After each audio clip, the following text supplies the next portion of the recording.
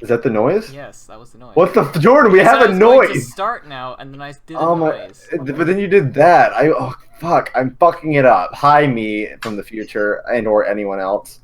Welcome to Manacles of Darkness session 35. 6. No, it's 35. Your sessions are off.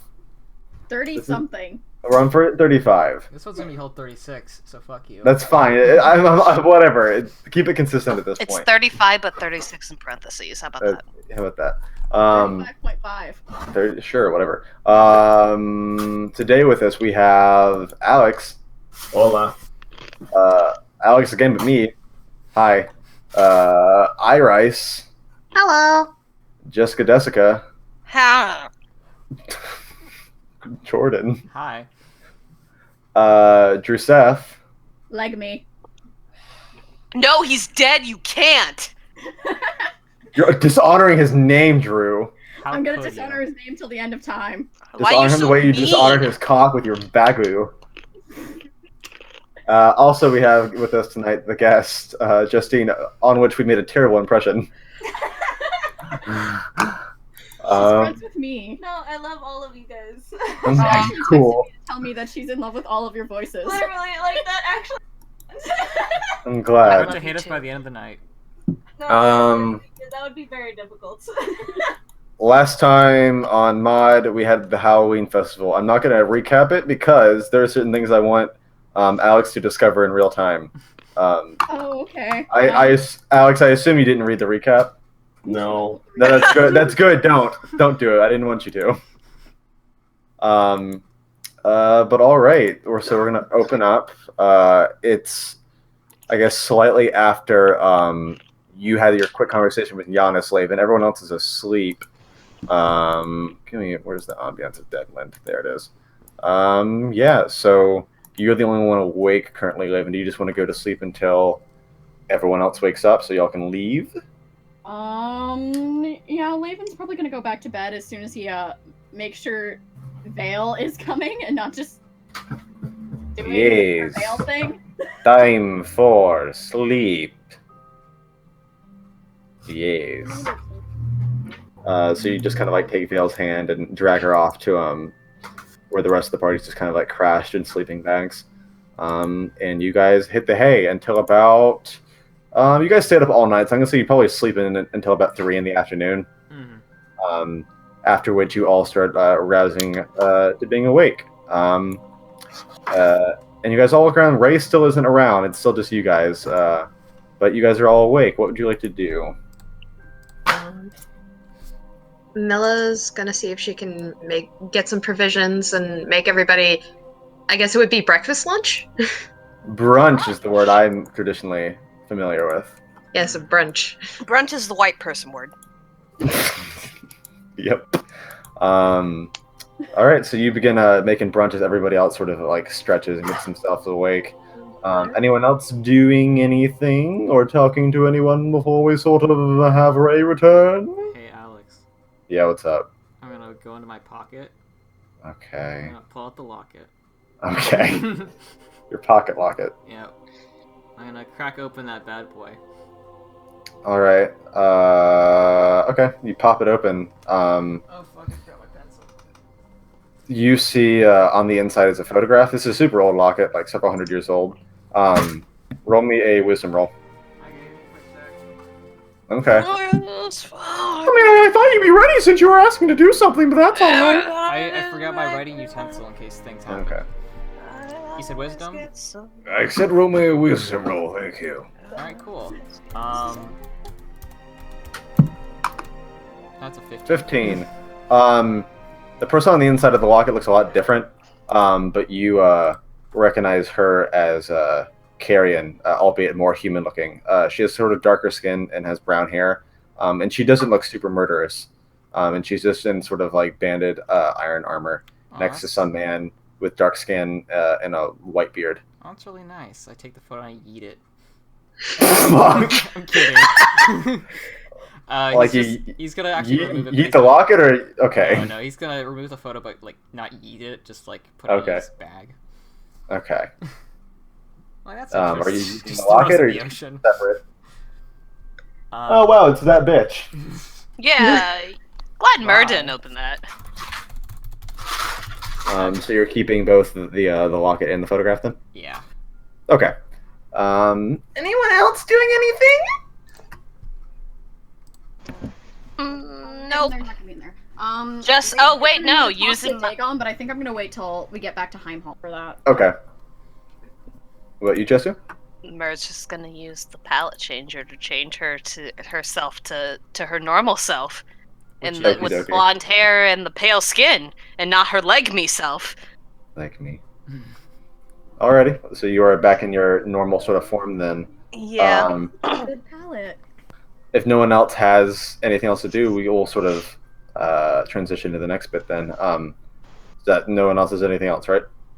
We good? Okay, so make sure. So you guys sort of sit around the kind of camping area you guys have been situated in as Milla begins to give you guys breakfast. Milla, what did you make for breakfast today? She made scrambled eggs with sausages. And she avoided making anything having to do with pancakes because ones are still very, very fresh. That's fair. Yay. Oh, Milla, I miss this. Thank you. I'm glad that I could be of service. The afterlife didn't have food like this. In fact, I don't think I had food in the afterlife. I don't think So I miss this. I don't think you need to eat if you're already, like, immortal in the afterlife. Look, I really wasn't there that long in the grand scheme of things, but yeah, and she just eats. Okay. You guys all begin chomping down. Ray, you're sort of on the edge of the forest coming into the Druidic conclave. And I'm going to leave it up to you as to how exactly you enter, as we discussed a little bit what happened as a result of your training. So I'm going to give the sort of the floor to you. You see the party because you are Ray, and your perception check is like 1 trillion. So Is he a super Saiyan now? I'm not even going to bother with that shit. Did he unlock his Saiyan potential? So Ray's gonna see the party and hold on. So they're like they could see them, right? Yeah, Ray can see them. They don't see you. No, but they can see the things. They will be able to see the things. Yes. Okay. And he pulls his dick out. Hey, here's my So- balls, everyone. Milla pulls out Starlight and chops that shit off. Laven He's continues. gonna attempt to hide said things in his suit. Roll me a disguise check. Probably shit disguise check. I'm guessing you do, but let's see what happens. It is nothing. It is literally nothing. All right, let's give it a roll. But good luck charm, right? Yeah, good luck, charm. Awesome. Hey! Shit. All right, you make it blend in with your armor. I'll say that. Can I roll perception? When he comes over, sure. Yeah. Sense motive. And he's That's gonna guys. approach the party and like, "Hi guys, what's up? I'm sorry." Hi, Sora, I'm Arturio. Ah, shit. So, how was it? It went well. I feel a lot better. It gave me time to think, and I feel a lot stronger than before. That's good. You just only missed, like, a lot of fun and stuff. You also missed Xanth. Oh, And Agatha. what? And all of you missed Giannis. Giannis What? was here? Huh? Huh? Yeah, Wait, Giannis was so there. what? Giannis was there the entire time. Apparently, we did his job for him. He was very thankful. Which was? Well, Keeping Xanth away from Agatha. We were. That was literally what he came there to do, and we just did his job for him. oh He yeah, I was should like, "Oh, mention that's nice." something. I should mention something to everyone. What's up? Yeah, she totally knew it was us. Oh. And she kind of leans back a bit. Asmonis is Cucked.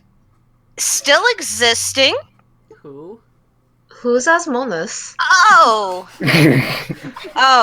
I. An old flame. An old friend of mine, not Laven's. Laven hates him, but he was my friend. He helped me quite a bit. Oh. But Agatha has him captured, and he looks like some sort of slave, all right. Crap, should we, like, save him?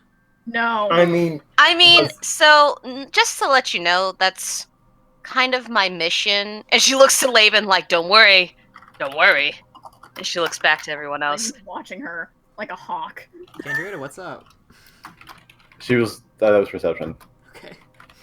So, yeah. I also have a clue what she plans to do.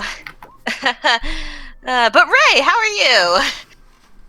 I'm just extremely sore, but other than that, I feel great. I feel a lot better. I'm not angry like I That's was. good. Can I roll sense motive So- on Ray? Sure. You're more than welcome to, always. Hmm.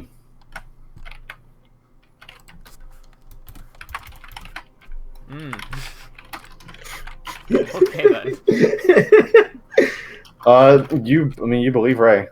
He just, Okay. he definitely seems very tired. You don't know what he's been up to, in the wilderness. Squints.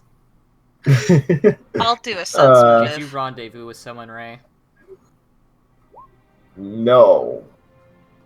That did not sound very. That doesn't sound very confident. Ray seems like he's not like hiding something, like he's being suspicious. Just like would rather not tell y'all something. Oh no, he fucked Agatha. God. Oh He jacked it so hard to the thought of carrion. Oh my God. Oh my god. Failed y'all no nut nasty? November. Oh my God. Oh my God. Why y'all nasty? Ray's gonna Mer just kind kind of of like. squints at him a little. So, can I eat some breakfast? I'm really hungry. Yeah, sure, go ahead. Breakfast. I made plenty. He's gonna sit down and grab. Do we have plates? What do we have? Yeah, you have plates. Sure, why not? Taking handfuls up with our hands. Suddenly plates exist. Heathens here, Ray. Of course, you have plates. I love eating eggs with my bare hands. I don't know what we were eating on, so I'm just like. Off the dirt. Just pour it on the ground. We have upside down turtles. Anyway. So I've got a question, I guess, to the GM on Mer's Yes. knowledge. Uh-huh. What all does she know about what happened in Lindborough because she was in the afterlife? Does she see all of that? Like, was she able not really. Not really? She knows like what happened in the battle. I assume she was spending most of the time with her parents, to? Okay, all right, because she hasn't seen them since they died. gotcha. So the secure thing's new to her then. I think she was If told someone- last session. okay. Was she? Okay, sorry, my memory is shit. Okay, so aside from that, she takes a bite of a sausage and leans back a bit. So yeah, definitely had a one-on-one with Agatha last night. It was terrifying. But she did tell me what she planned on doing when she became Empress of the entire world. And Pen or a pencil? well, so anyone who opposes her, mass dark army, gonna slaughter them. We're probably included in that. Why? Because we work for the queen. Anyone who submits to her will live, and she doesn't actually plan on harming civilians, but I only take that at face value, really. Yeah, I don't really believe that. And she says that it's gonna happen sometime in the next year. Well, the eclipse is on January 1st, or not January, whatever the fantasy You January. know what you 1st. mean, Laven. It's fine. I don't remember the day, the months either. It's cool. So it's just a matter of, God, what do we even do from here? Prepare. I guess, yeah, all we can do is tell the queen all we know and prepare an army. Wasn't the undead army also supposed to attack Heimhall as well? So we're just gonna get like Do you guys think wrecked on that? both ends. Probably using that. Do you guys Can't we think use a- that the undead army is going to be on Agatha's side? Probably Probably. not. But they're gonna use that as sort of an excuse to do more. Well, stuff. she definitely plans on slaughtering anyone who opposes her. So if they show any resistance to her in the end, they're just going to get slaughtered.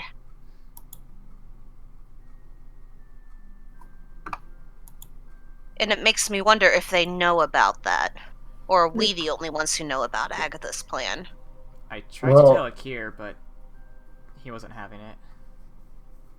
They're both gonna hate us, so I can't imagine that they won't team up in any way.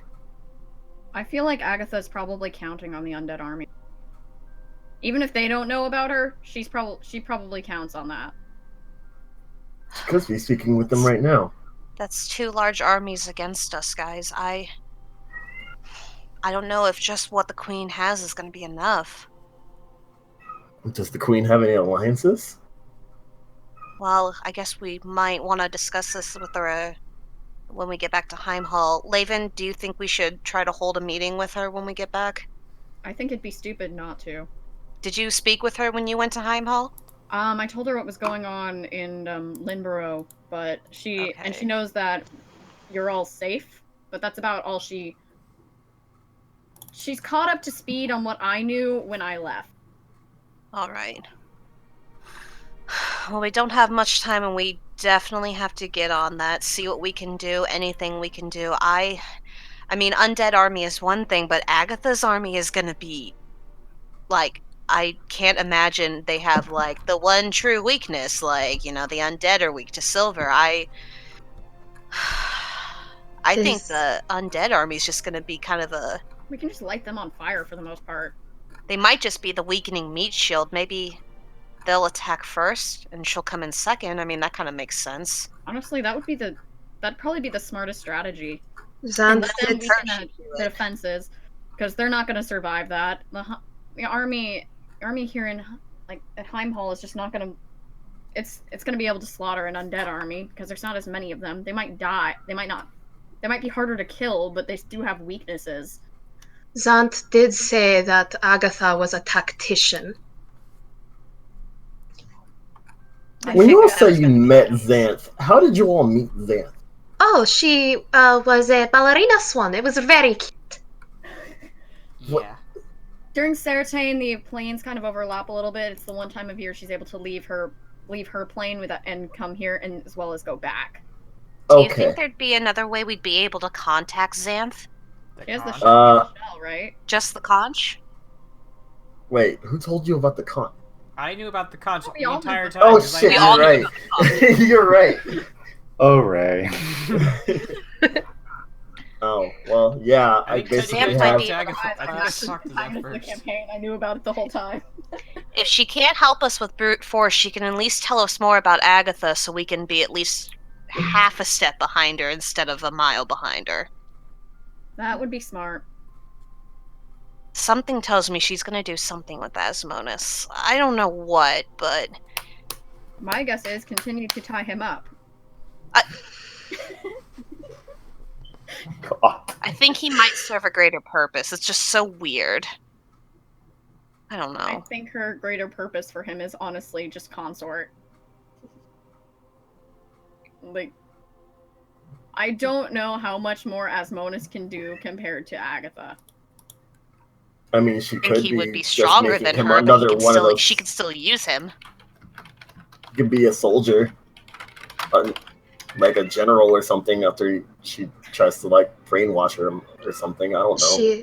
She already has a general. Remember, he nearly killed me. Well, more generals than. Like, he might. I'm assuming she has a huge army. Serves this greater. Like, I don't think he has a. I don't think he has this like crucial role where the plan couldn't go on. I think he literally is just consort and just powerful him on his own. I agree or disagree with everything that's being said. I don't feel that I Andrea. have. Yeah. Are you gonna report this to the knaves? I mean, all info is, money in my book, so depends if they buy it. Yeah, I get you. Just, allies in a time of need. I I mean, they know they. certainly don't want to die if the world's gonna end, so. Yeah, and certainly we know what they've got up their sleeves, and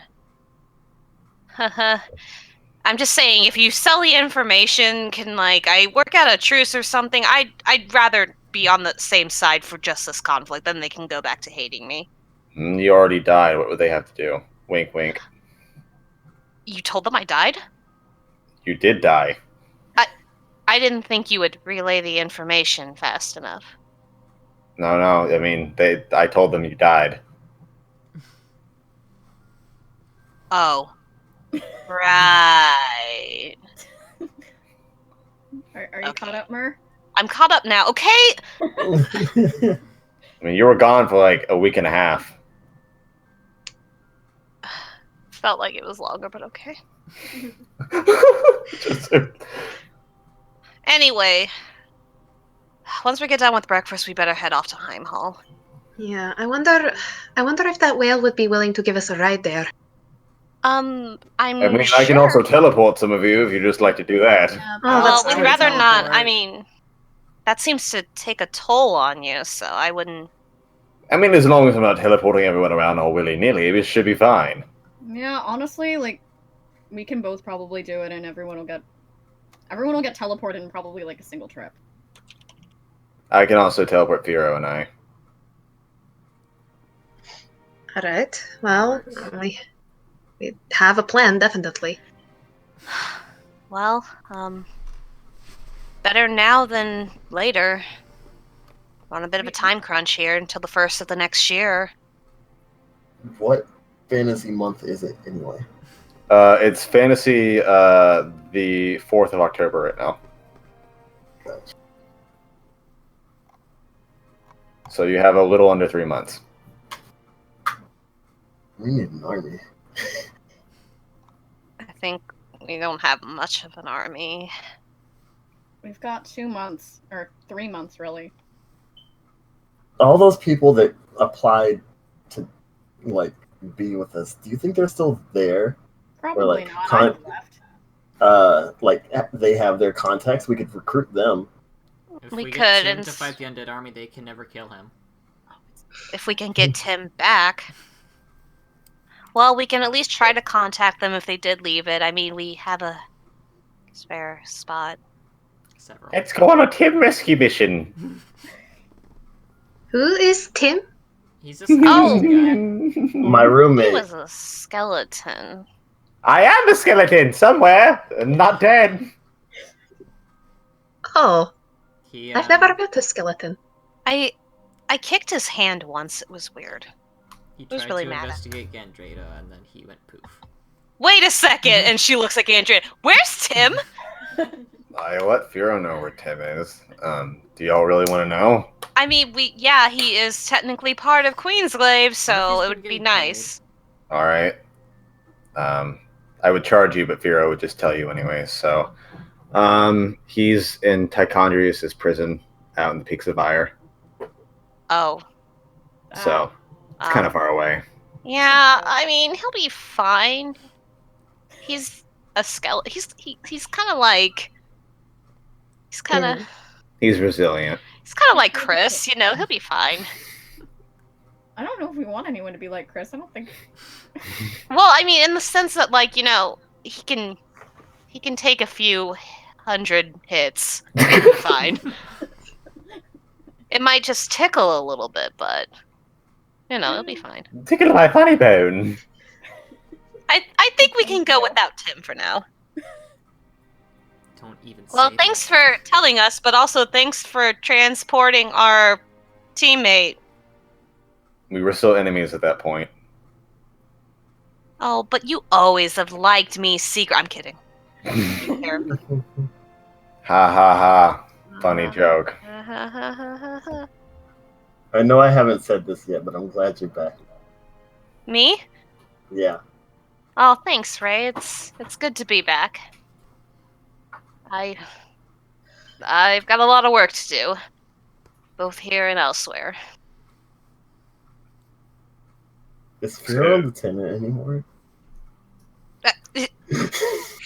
We can. That's not. Yes. Am I a lieutenant anymore? I don't know what Pharaoh should sound like, so this is his voice right now.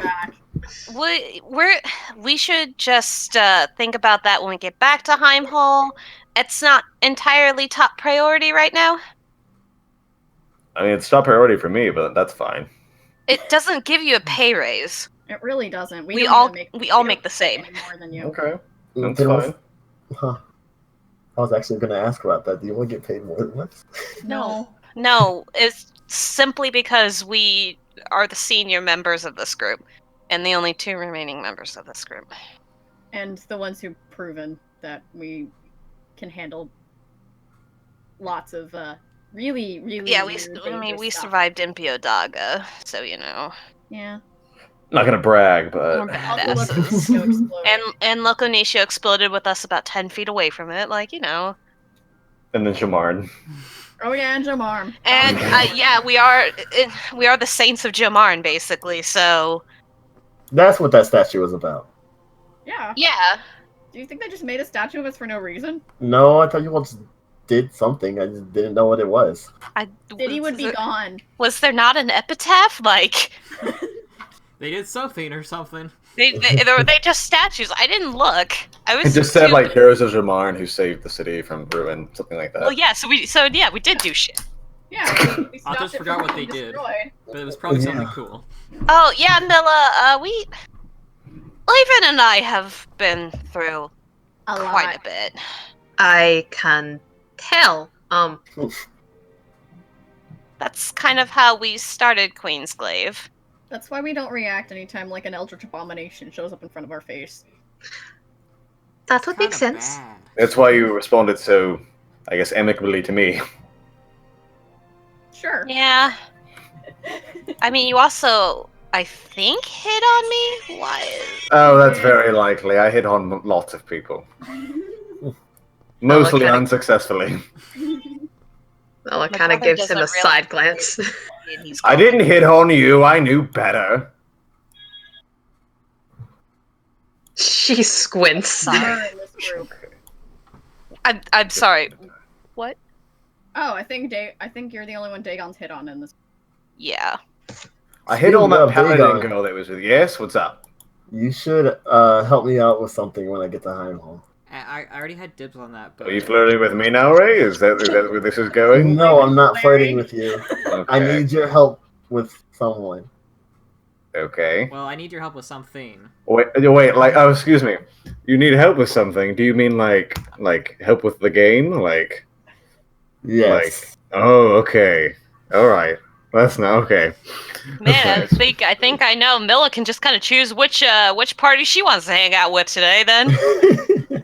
I think I'm going to see what happens when we get to Heimhall and take my chances. Yeah. So let's get out of here, Let's guys. definitely go. Yeah. I'm starting to feel like, and she looks up at birds. I feel like I hear things. Above you, Mer, you just hear petty squabbling between birds. Oh, guys. That was my worm! Oh, but I like that worm better than the worm that I found! Shit like that. Oh, this is the literal worst. You also hear one bird that's like, "Hey, damn, where's my honey at? Maven, baby, where you go?" Yeah. Mer's kind of like looking around as she now like notices all these voices around her, and she's like, "What the fuck? How do you turn this off? How do I turn this off?" Just don't think about Oh, guys, I can hear the birds. Like, not hear it. them So talk. can I. They're talking. They're talking. They're speaking. They're fighting over worms. That one sounds like Sneevil. I'm confused. Let's get to Heimhall. Yeah, let's just Oh. go. There's not nearly as many birds there. I want to sleep in my own bed. Yeah. Which I can't wait to we find my also bed are going to uninhabited. Discuss the room arrangements. She's gonna yell at the birds, thanks for letting us chill here. Tell everyone Mer said hi. Okay. Hey, at least I can send messages to other druids now, I guess. For all the one that I know. Yeah. Yeah. All right. We teleporting back then, kids? We teleport now, kids.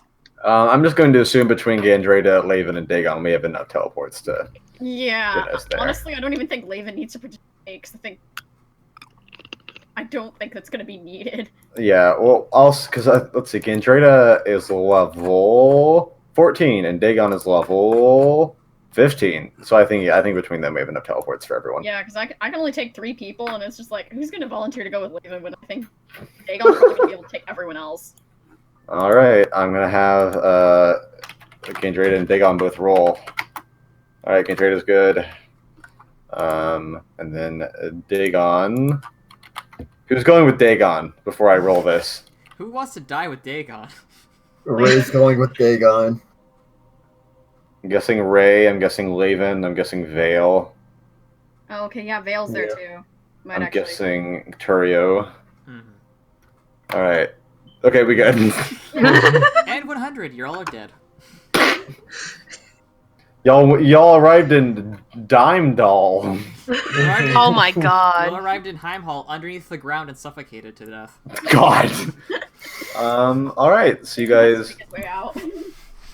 you guys all sort of Europe out into the ether and arrive a few seconds later, right outside of the gates of Heimhall. At the big sort of gate with the gatehouse that I guess 2 of you entered in almost a year ago in real time, or in game time rather. At your sudden appearance, Sebastian the gate guard looks alarmed. All right, what's going on out there? And Mer pulls out a Queen's Glaive badge. Oh, it's you guys. Welcome back. Thanks. It's been a little while. I said bye to y'all when you left, and now you're back, so that's good. Everything cool. Yeah, everything turned out fine then. Sure. That's a statement.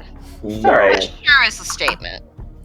Let's get you all signed in then. And he sort of leads you guys into his office and starts doing the paperwork. Who's the other couple? He's referring to Vale and Dagon specifically. He recognizes Gandreda. This is my sister Vale. Oh, all right. Hello, Miss Vale. Hello. This is my dad, Dagon. Hello, I'm his dadgon. Oh, all right then. Okay. Well, let's get that all sorted out then. You guys can tell that Sebastian's way less of a hard ass now that you guys are like government employees. And he signs a few forms and he lifts up the lever that lifts up the several sets of gates that separate Heimhall from the snow outside. All right, everyone. If you need anything, you know I'm here. Just feel free to visit. Gets a bit lonely out here, long shifts and all. Of course. Well, bye then. And he just sort of waves all off as you guys walk back into the city of Heimhall. For those of you besides Firo and Laven, this has been the first time you're here in, I think, what equates to like 2 months in game time. So it's been a little hot while. Milla, this is the first time you've ever been here, so I'll describe it for you. Heimhall is this very large square-like city, a bit like Vaskerhold, less militarized though. It's more like people actually live here, and it's not just sort of a stronghold. You can tell that there's some sort of armaments being built all around the walls around the city, and like spikes adorned at the walls and everything, as the queen has been preparing for an all-out war against the giants that she plans on coming soon. You see guards all about looking. A few of them recognize the Queen's Guard members and sort of just not give salutes, but just give head nods instead of really looking apprehensive at all. And you see a few kids just sort of watching you. Not scared, just sort of like you guys are cool heroes walking to the city. Where are we heading, guys? Where are we talking, boys? Probably back to the keep.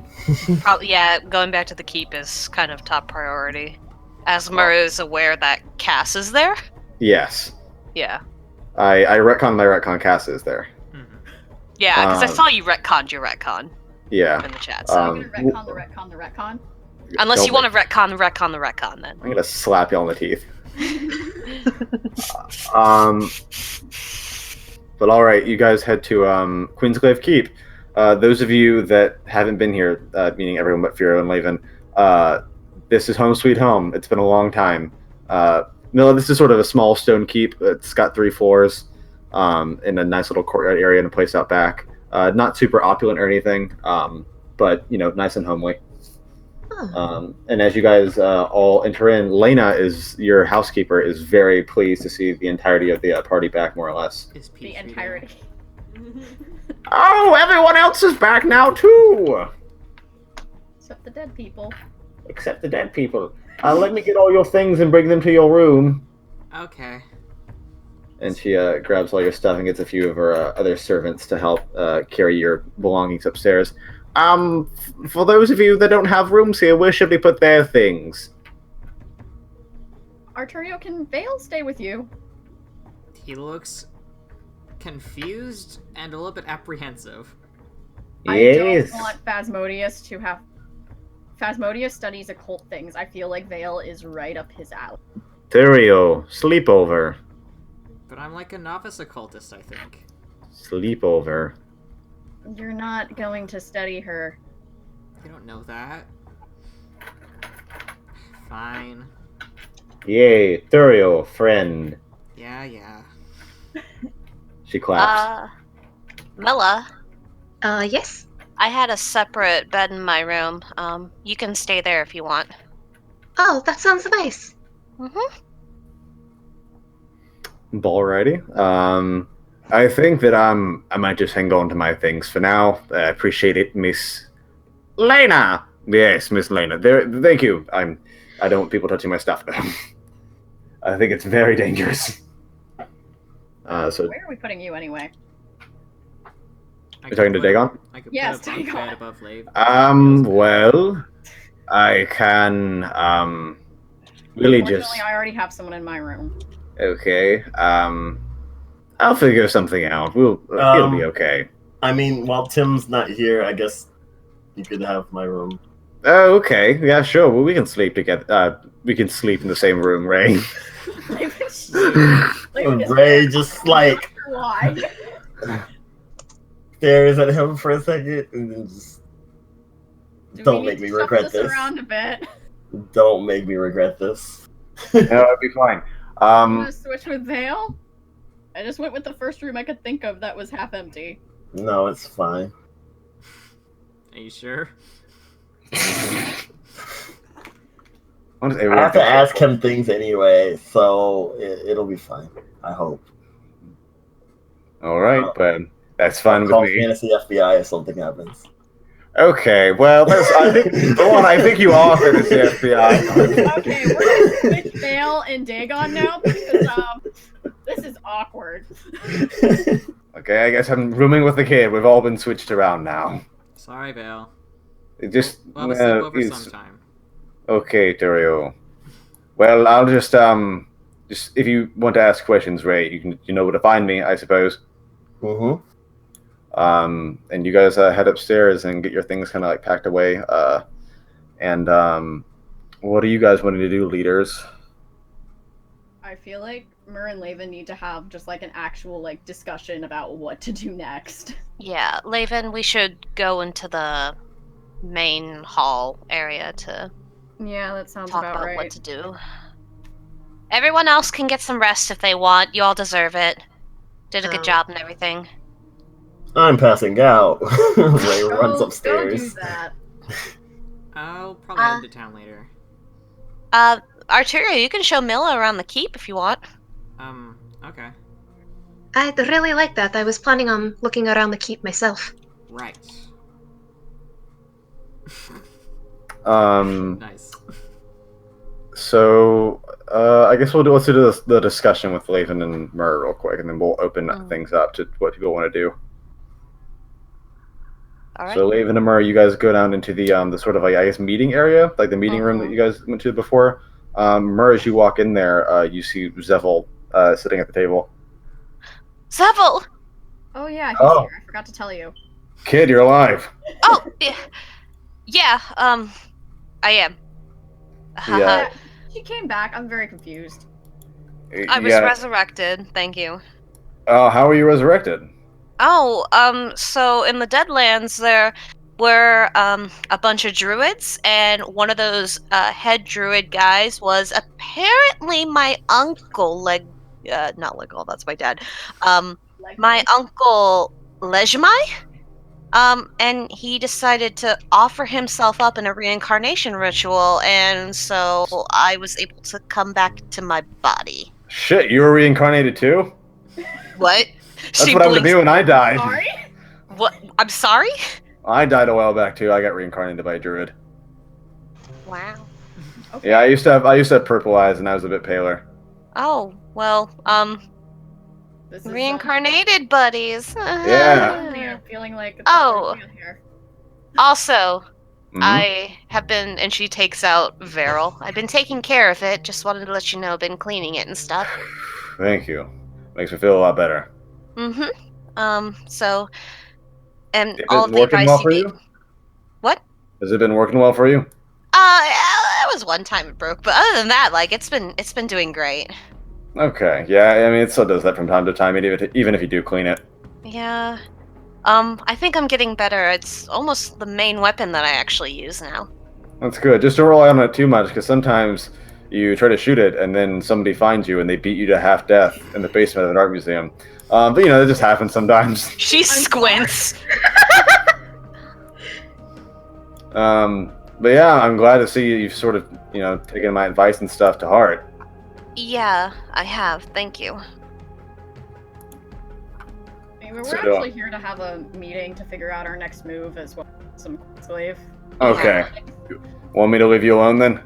I mean, you're welcome to sit in here if you'd like. You'd probably be really helpful in figuring out what to do with the queen stuff. Just the Queensglaive logistics might kind of bore you. No, I mean, I'm an advisor for a queen myself, so there's not much that can bore me that hasn't already. We would appreciate the help, Seville. Yeah, no problem.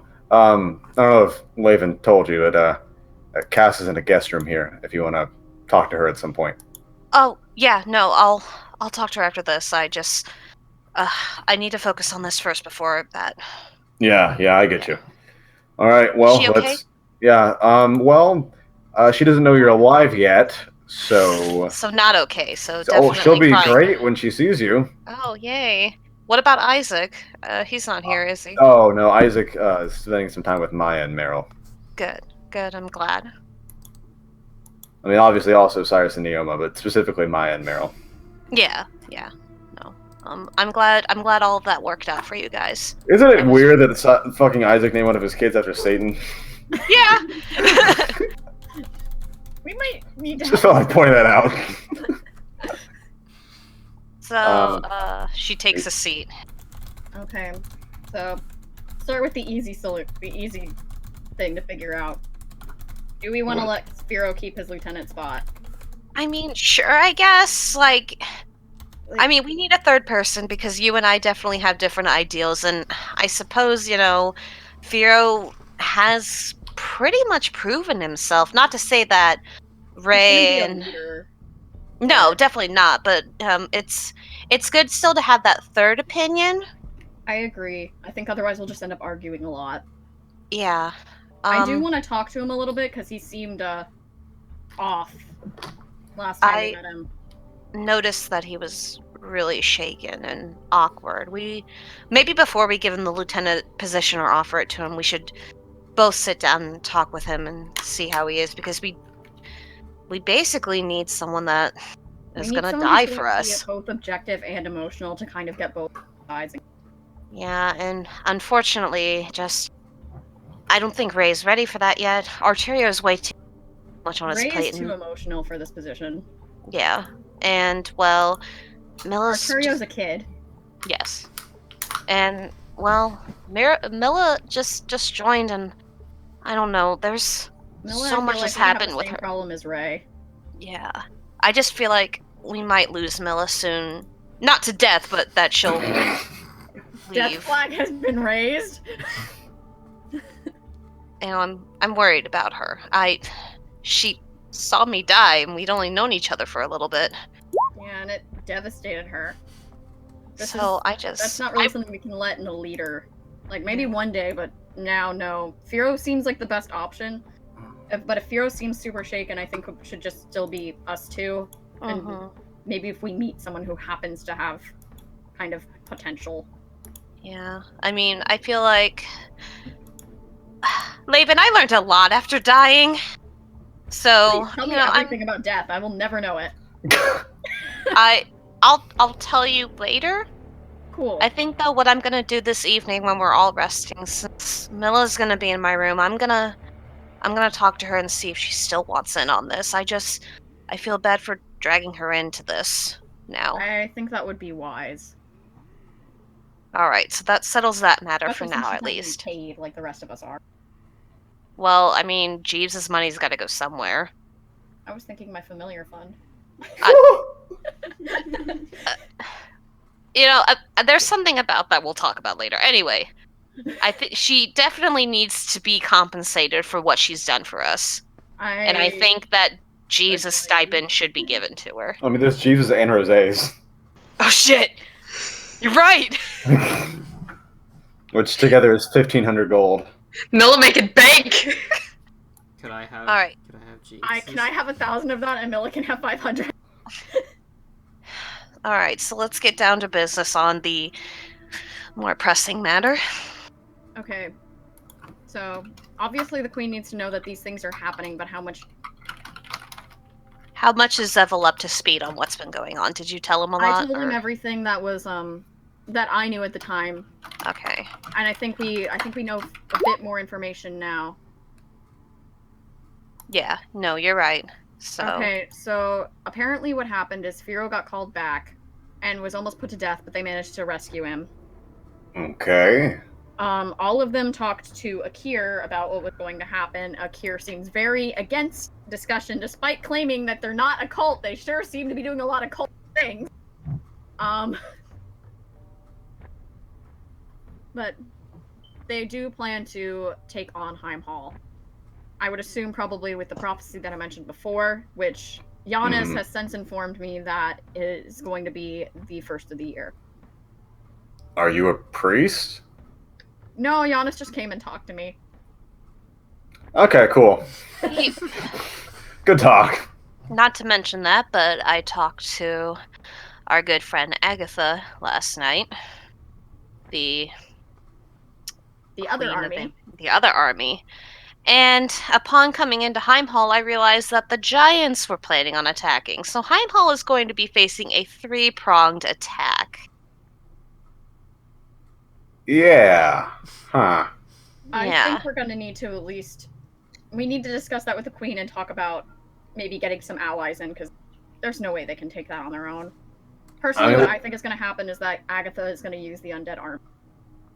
Agatha might be using the giants and the undead army to weaken us first before coming in as Empress. Like, she plans to rule everything. She is going to have her own army, which I don't think is undead. I think it's going to be demonic. Yeah, if it's not demonic, I'll be surprised. Well, luckily, it's kind of hard for the giants to get here, as they only really have one port, and they'd have to go all the way around the entirety of Yanlan to get to Heimhall. We don't know when they're coming or when they started coming. I mean, they've got to get through the borderlands if they want to get anywhere. And Zelva kind of points down to the map next to Vaskerhold.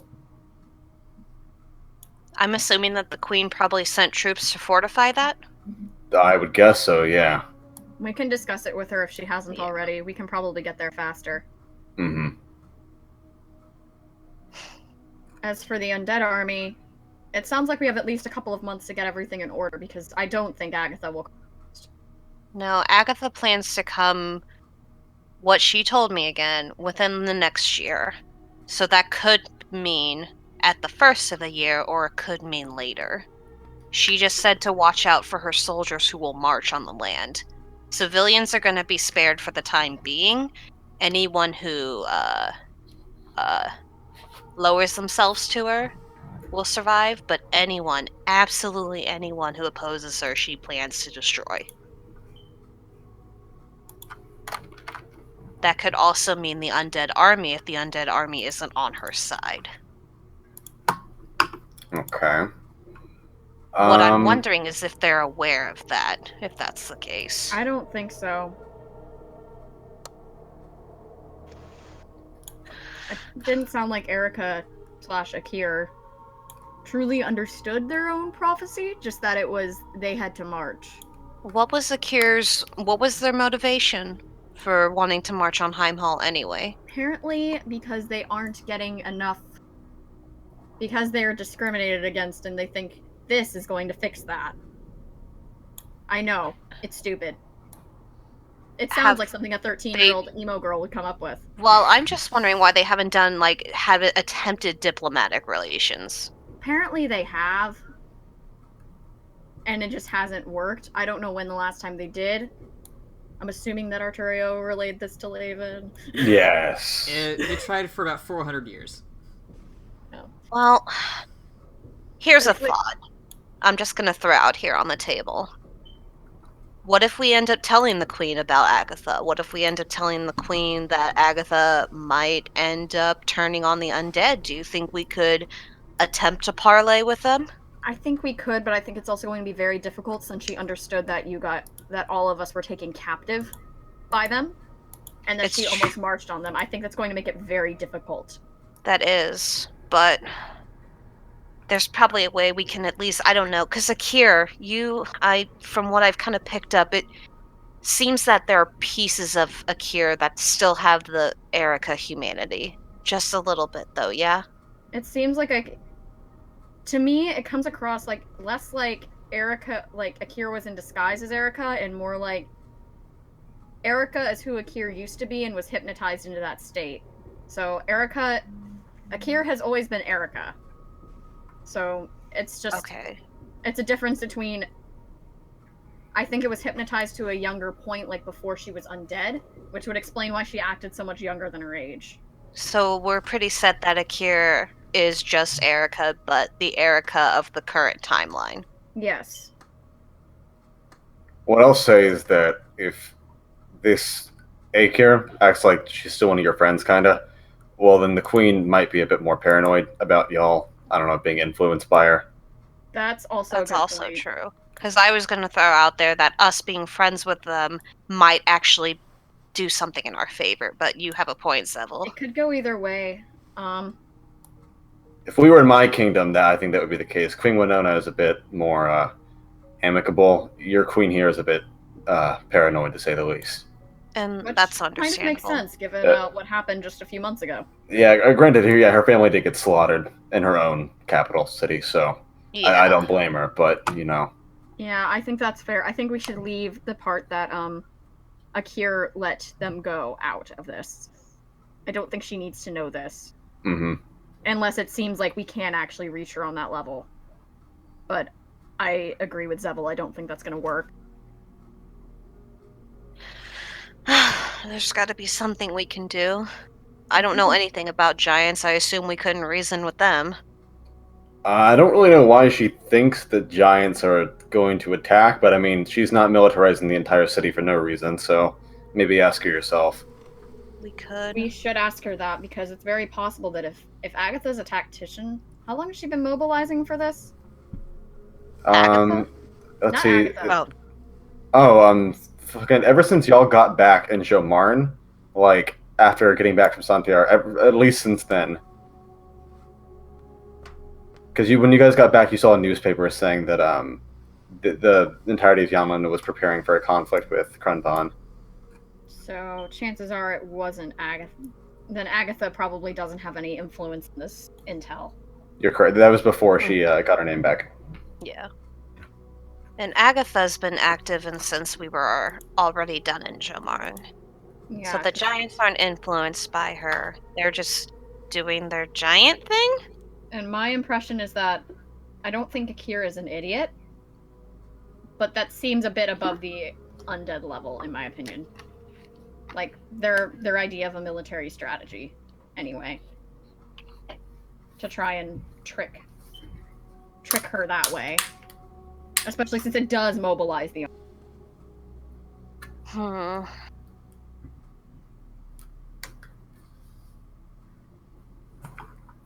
We should ask her what's... So you think we should talk with her first and then probably sit down and talk about this again? I think as far as the giants are concerned. Oh, as far as the giants, okay. As far as the undead and Agatha, I think I can't imagine what that hurt. That she isn't planning to use the undead army for some reason. I really think she would. I mean, Agatha's gonna step on anyone to get to her goal. That's just what she does. If she's planning on using the undead army to take us out first and then easily march onto Heimhall and take over the rest of the world, That would that'd be the make way to do it. honestly that would be a really good strategy. That would take over the continent very quickly. It would. We do need to find Wow. out about the giant conflict though, because that also weakens the army. It Yeah, I does. guess- If there's some way we could, if she wants to take over the continent. if we can somehow at least get the giants off our back, we can at least have a chance against the undead army. Yeah, because the biggest issue is that we need to be able to pull out the military from Vaskerhold because they're trying to hold the gate there for now. Mm-hmm. And so we can't have any of our forces up here if they're busy down there. I can talk to them, but that's about all I can offer. I'm not exactly the best diplomat. Should we Okay. get Arturio to do that? He seems to be really good at diplomacy. I don't know if Arturio speaks it, but we can try. Maybe Well, Arturio can write out a thing for you and you could say it. We can try that. We should definitely clear any of this with your queen before we move any forward. Of course. So somehow make sure that there's peace between us and the giants. Deal with the Achieve undead peace. army as much Yes. as we can, because I don't think we can reason with Akira's side. Or we can do much more. I think anyone outside of our group is just going to look antagonistic. Mm-hmm. Unless they were literally just like on their knees telling them how much they respect them or something.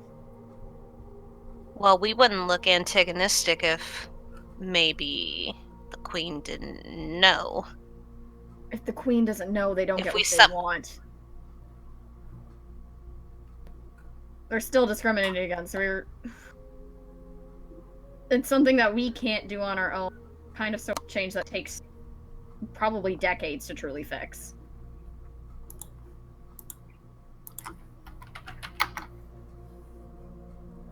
So, honestly, I think we are going to have to fight the undead. Or at least, at most, I think we can probably push it back.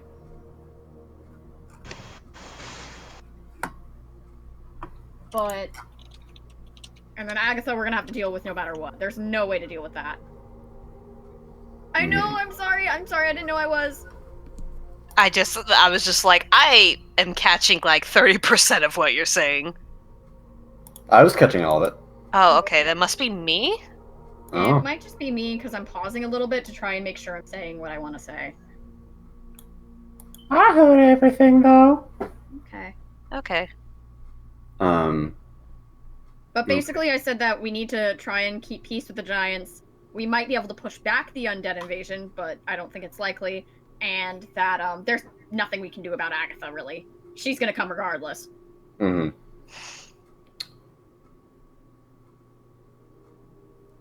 Well, I guess we should go in and send word to the queen then, because she might be a bit busy today. Yeah. Yeah. This isn't truly pressing unless the giants are literally actually going to attack us today. And if they are, there's not much we can do to really change that. Yeah, but we should at least set up a meeting soon with the queen to discuss this. Yeah, it'd be nice to do it in the next few days, though, because it's not super pressing, but we do need to get things organized. Yeah, especially before the first of the year. Mm-hmm. Okay, so y'all want to send word to Queen Fiore? Yep. Yes. Okie dokie, you guys call Lena in, and you get her to take down a letter to Queen Fiore just saying you need to meet. Preferably as soon as possible, but not to, rush things too much. You have a few days. And she takes that and delivers it to Heimdor Castle. And we're going to open up from there. I'm gonna go pee because I really need to pee. Go use your bladder! All right. What are things people want to do? Write them out in the chat, and I'll roll to see who gets to go first.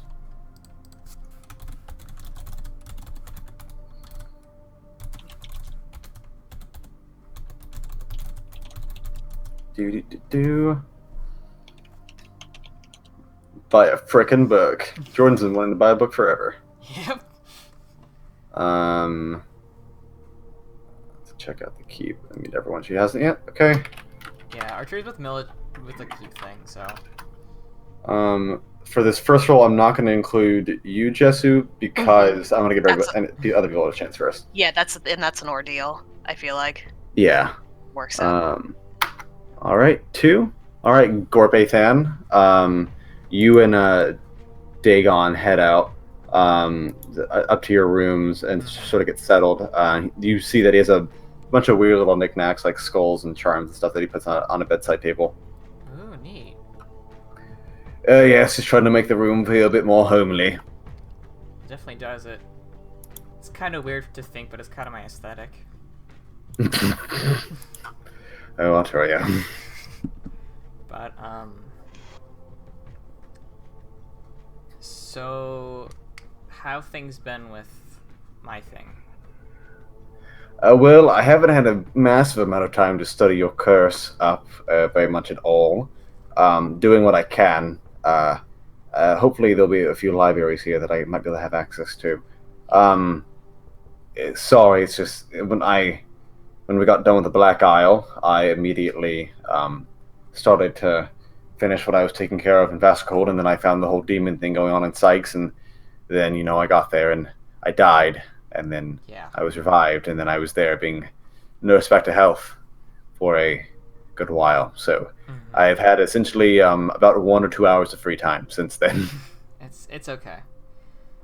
But I did find some more information on it, I guess. No? So I believe it was created by one of my ancestors named Licentious. I found about that when I talked to, I guess, my great ancestor Decima by a fire thing, I guess. Roll me a perception check, Arturio. Okay.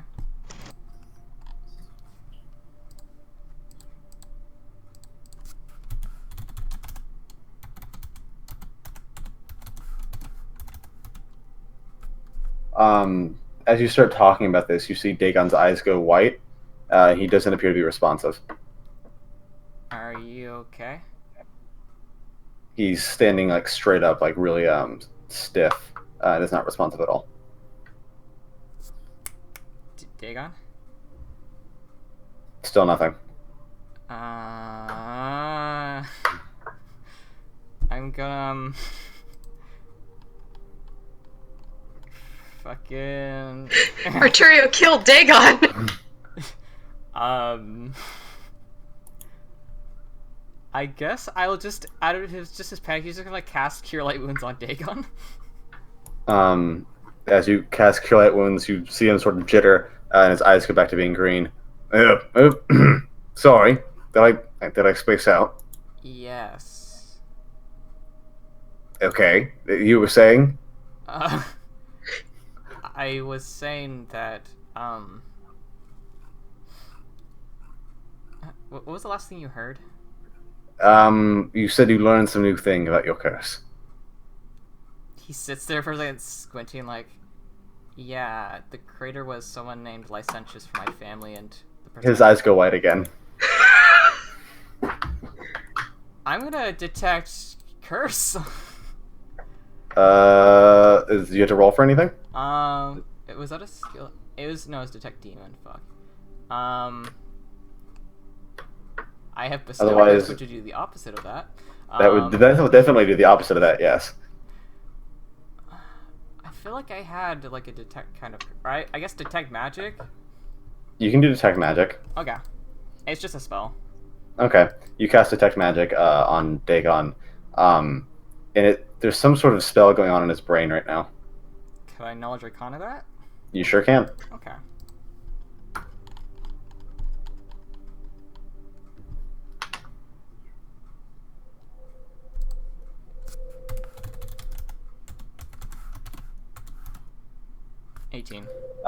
There's some sort of ward placed on his mind that's blocking out stuff. Okay. Archery waits for Dagon to regain consciousness for a little bit. Takes about 5 minutes, but eventually he does. Ugh. Sorry, I feel very lightheaded today. You were saying? Did you... Dig, I have a question for you. Sure. Did you put some sort of ward into your head? Potentially? I've been alive a very long time, I'll tell you. I can't remember every spell I've cast on myself. Because I talked about my family and you zoned out. I don't know why that would have happened. I did mention a few names, but that seemed to trigger it. Okay. I'm not sure what you're looking for from me here. Dagon, did you ever have a wife? Oh yeah, I had a wife. Long time ago. God, long time ago. After I got kicked out of the Years wardens. Let's see. At least 700. At least 700 years ago. It was a while. What was she like? Well, she was kind to me. She nursed me back to health after I was attacked by some of the wardens. God, Imperia was very tiny back then. It wasn't nearly the sort of sprawling metropolitan area it is now. To be honest, I don't remember much. As I said, it's been hundreds and hundreds of years. Yeah. Did you happen to remember her name? No, I don't. Interesting. Okay. Is that all then? I say that and not say anything conclusive or making assumptions. It was just something I'll take note of, I guess. But Good talk, Alterio. I know who made this curse, Oh, good start. and I can't tell you their name. Okay, well that's a bit counterproductive if you want me to try and break the curse. Because you will not be able to remember me saying it. Are you sure about that? I've tried it twice, yes. Damn it. I'm sorry, I don't know what could be on my mind. Have you got that look checked out at all? Oh, I never knew it was a thing before. Well, there's some sort of barrier passing specific, maybe phrases. I think so.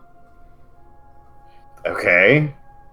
Well, I don't really know anything about destroying words or anything, but I can talk to Laven about it later, I guess. okay. We'll continue this talk after you figure out what's going on with that, because I think that's a big step towards figuring out me and everything, I guess. Okay. Well, I guess I'll see him about that and see if there's anything on my mind, literally. Right. Well, I should probably go show Mila around the estate, but glad you're with us. Glad to be here. It feels weird having friends. Yeah. I can't wait to learn more from you, I guess. Unless you didn't want me to learn from you, because No, I'm fine teaching you most of what I know, not everything I know, because I don't think you want to know everything I know. fair. I don't want to destroy my soul or anything, but I do kind of want to learn that shadow thing. I'm not gonna lie. We'll get on that. Oh, yay. Okay. Sorry, I'm really excited about, your kind of magic, and it seems really, really cool. Well, good. Well, I'm sure in the next few months we'll have plenty of time to talk about it. Okay. But yeah, like I said, I'll be right back, probably for a few hours. Maybe I'll come back, maybe I won't. I think Gray wanted to talk to me anyway, so I should try and find him. Okay. So I will just, I'll just head out then. But it was nice talking to you. Nice talking to you, Arturio. I'm gonna roll me a 1d3 now. 2. Murr, we can have the conversation with Laven about doing that, but we won't actually do the body hunt until later on in the session, if that's okay. Okay. Also, Laven needs to talk to Dagon still, because Dagon had the thing he wanted to tell him. Dagon's a fucking hot topic right now, huh? All right. Well, let's have Myrrh. You stop Laven before you guys exit the meeting room, and you wait for Zephyr to walk out so you can have a private conversation. Hey, Yes. so, I'm sure you've heard me say it a couple of times since I came back, but when I was in the afterlife, I didn't see Aurelius at all, and it's really weird that he didn't show up, but my parents did. I would agree, since wasn't there like an engagement ring or something in that locket? Yeah. I'm still wearing it actually. Um, but I have a favor to ask of you. I'll pay you back. Okay. What's the favor? Can you teleport me to the outskirts of the town of Silvor? Yeah, I should be able to do that.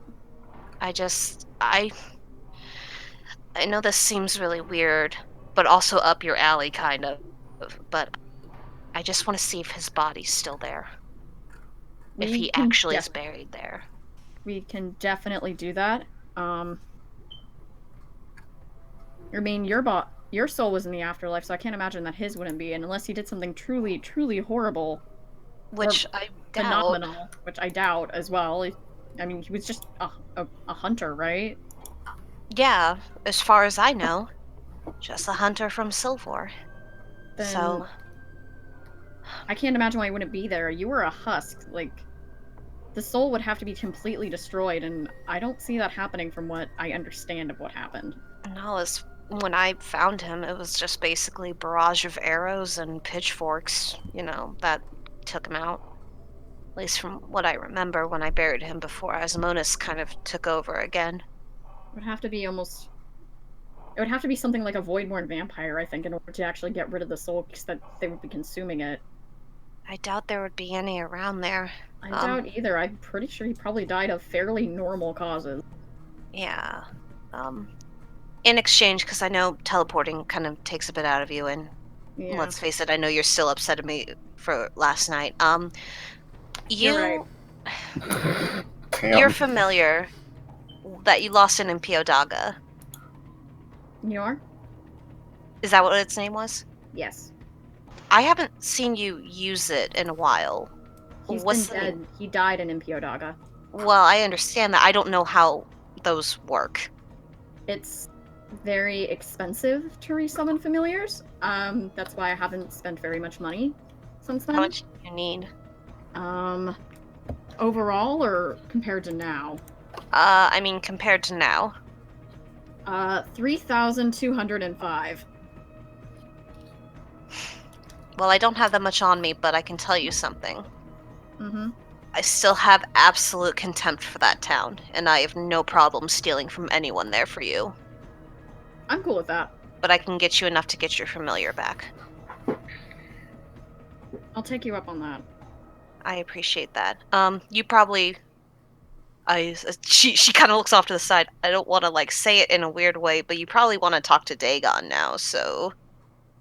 Because I know Like, you just looking got... at her like, okay. Well, I mean... Laven. Myrrh. She just kind of taps her foot a little. And I need to go see Cassandra anyway. So, do you think in about an hour or so we can reconvene back here? That sounds about right. We should still go in its daylight if we're gonna Go have through to the look. woods. Yeah, if we're gonna have to go through the woods and potentially look for something in the ground. I remember the exact place where I buried him. I could never forget. I knew those woods like the back of my hand. Wait, so you were the one who buried him? Yes, I buried him. That's really odd then. Must have been Yeah, awkward and when it he was came also... out. What? Do you, this is gonna be a bit of a... This is gonna be a bit of a touchy question. That ring. Yeah. Can I borrow it? Am I gonna get it back? You should. I would hope so. I don't know what you're gonna do to it, but if you I was destroy gonna it, try I'd be... scrying him. If I have I don't know him, but if I have a possession of his, I can find him a little bit easier. And she kind of like looks at her hand, but then she takes her earring off. This was his. That works too. All right. I'm sorry. I can't really imagine No, myself taking it off right now. That's fine. I just need something. It was the only thing I knew was his. That's Technically. all. I have that, and she kind of pulls out the locket. This was his as well. He wore it, so maybe that could be a little stronger since, earring versus something you wear close to your heart. I'll take both. Yeah, and she hands them both. I'm gonna go talk with Cassandra. I'll be back here in about hour and a half, okay? Seems like Dagon's very popular right now, so I guess I'll try the scrying first. So Mur kind of like pats his shoulder very gently. I'm sorry about last night, and thank you for doing this for me, Laven. You're welcome. Cinderella Laven. And Mur's gonna walk off to where she, I think, assumes Cassandra's gonna be. Yeah, we're going to do this too since that was kind of short. We'll handle the Cassandra thing real quick. Okay. Should I do the scrying thing, or are we gonna wait on that? We'll do that right afterwards as well, since we'll have both of y'all, and then we'll wait to do the Dagon conversation for a little while. How about that? Okay. But we'll do that before you and Mur leave for Silvor. Okay. So Murray, you head to the sort of guest room area, and there's only one door that's closed until you get that. That's most likely the room that Cassandra is in. She takes a deep breath, and she gives a little tappity tap on that door. There's a brief moment of silence before you begrudgingly hear, "Who is it?"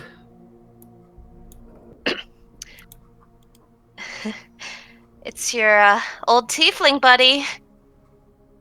You hear a heavy rushing to the door, and it doesn't fly open, but it flies into a small creek just so she can look through, and you see the fluorescent blue eyes of Cassandra looking back at you. Cass, I'm so glad to see you. She lets the door creak open and looks surprised. "Is this a dream? Laven said you were dead." I was, but I got reincarnated thanks to some druids in the Deadlands. It's me, really. And she kind of like awkwardly like takes Cass's hand and like puts it on her cheek. Me. She begins sort of fingering around, running her fingernails not harshly across, but just sort of smoothly across your scar, feeling the sort of indent in your skin, and you can tell that she feels that it is really you that she's seeing in this moment. "It's really you, then." It is. Sorry, these last few days have been a bit, well, confusing. We got here expecting to see you all, and we waited for around a week or so, and then Laven shows up with some man I've never seen before and says you're dead, and that Jeeves is dead. Yeah, he's gone and he doesn't want to be brought back, but some druids in the Deadlands were able to bring me back. I couldn't find Ariellis in the afterlife. I needed to come back. I'm so sorry, Mer. It's fine. If anything, I'm glad to see that you're okay and to hear that Isaac's okay. Yes, I'm really worried about you guys. He's back home with my my half sister, I suppose, and my nieces and nephews. I'm still so sorry, Cass. I'm so sorry about that whole ordeal with Alara, and I know I shouldn't have turned on you. And I'm sorry you had to go through what you did. Cass kind of takes your hand and brings you into her room because she wants to sit down and talk. And she sits on the side of her bed. Roll me a sense motive. Okay, I gotta I suppose I have a knife. I won't hesitate, bitch. Here's my knife gun. You're really good at reading Cass, Mer. And she's very conflicted seeing you. especially now that you've brought up the whole Laura thing again. But she doesn't look angry at you. I'll say that. As she begins speaking again. No, I have to admit, I feel conflicted being here. I understand. I took time away to travel with Isaac and Seville and try and make things right, and I do care for you and for Laven and well, for Jeeves. And I thought that maybe being away for a little while would make things easier. Would, I don't know, help me forgive you, and I do forgive you, but I can't help but feel that things have changed. Do you know what I mean? Oh, no, Cass, things have changed. A lot of things are really different. It's not the same as what it was in the beginning. I know, It's not. and I wish we could go back to that. I do. I just don't think I can see any of you the same way after everything that happened. I wouldn't blame you, Cass. It's... You'll always be someone I hold close to me, and I'll always think about you, and I'll always hope that you'll stay safe. You were And a dear friend to me. you as well, my dear. And she kind of boops you on the nose. I was hoping I might feel better coming back here, but I'm relieved to see you alive, but now I know that that's not true. So I think I'll be, I don't know, going somewhere else for a while. Hey, I understand. I just have one request if that's all right. Sure. What is it? Maybe write every once in a while. I learned how to read. Oh! Yeah. So, I mean, just, it doesn't have to be anything special, just to at least let me know that you're okay. Because, Cass, wouldn't be here without you. She hesitates for a moment before kind of leaning over and giving you a cautious hug. And she gives a nice cautious hug back. Okay, well, I think I'm going to gather my things and head out. I've learned how to teleport in the time since we've been away. That's So great. Oh, are you still collecting the hands? theoretically, Pirelli and I met briefly when I was in the White City. Maybe I'll try and find him for a little while. Yeah.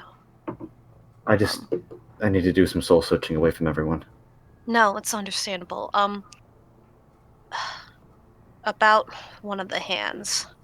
Yes? Cyrus's daughter, Agatha, Yes. Queen of Ambition. She has Asmonis now, you know. Yes. She's planning on marching here sometime in the next year. She wants to take over the world. I just want you to know that if you're going to seek her out, please be careful. She's crazy dangerous, Cass. And if she were to hurt you, I don't know what I would do. I don't mean to sound heartless when I say this, but with how utterly mad she is, doing that to bring Gawain back, it's just not worth it. It's just, he wouldn't want you to do that. I don't think so. She has kind of a cold wince as you mention Gawain's name. And she kind of gets up from sitting down and starts getting some of her things. Well, I'll be sure to let Pirelli know then. Yeah. I'm sorry. I know that's a very sore subject for you still. It's fine. It was good to know. Thank you, Ma. Yeah. If something happens to me again, I don't think I'll get a second chance, and if it happens to be against Agatha, then, well, if I don't see you until then, you again, Cass, for everything, and for being there for me. I'll let you go. Okay. Yeah. Say goodbye to Take care. Laven for me, Ma. I will. I will. And I'm sorry things didn't work out between us as with friends and such. No, I do have regrets. it's things happen for a reason, Cass. They do. I'm just glad that we're both safe right now. Me too. So, Goodbye. take care. Goodbye. And you close the door, and probably around 15 or so minutes later, Cass zips off into God knows where. All right, I'm gonna do another roll here. See who's going on. Another 2, cool. Only if you roll 2s. 2 in this case is Mila. Yeah. Arturia, are you showing Mila around? Is that what's happening? Yeah. Okay. Arturia, as you go looking for Mila, you find her just sort of meandering about, not really knowing where to go. Oh, hey. Sorry, I forgot you don't know where anywhere is. Yeah, I'm a little new around here, and I'm kind of afraid to touch anything. Fair, this place is confusing as hell, and I got lost my first week. So I guess we could start with the kitchen. It's Oh, yes. presumably downstairs. Yes. Alright, he kind of just leads her down towards the kitchen area. So this is where we have our meals. Peter comes running over. Hello! Oh, goodness! Oh, Jesus Christ. Little Lord, how are you doing today? It's been so long. Petrie, I've missed your dishes so much. I've missed someone who appreciates my dishes. Tell me, have you cooked anything recently in your kitchen? You've created many beautiful things. I will show you upon the next morning. Oh, I'll be delighted to see it then. Uh-huh. But, this is one of our new team members, Mila. She also cooks a little bit. Oh, a fellow culinary appreciator. Yes, I love to cook. It's a lot of fun.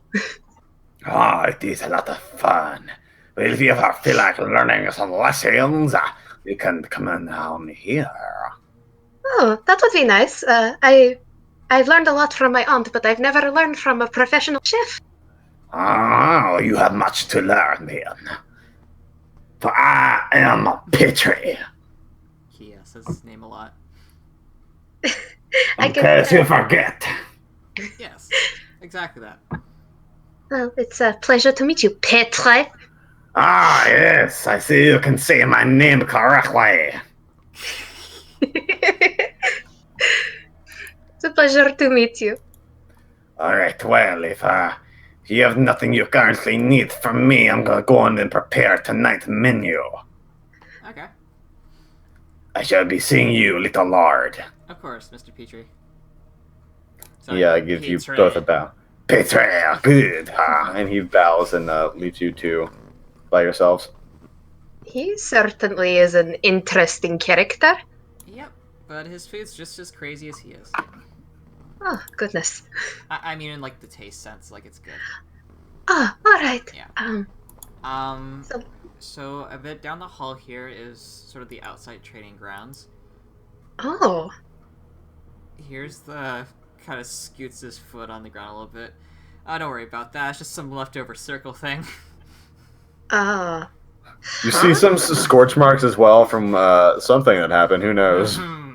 Okay. We're just not gonna draw attention to that.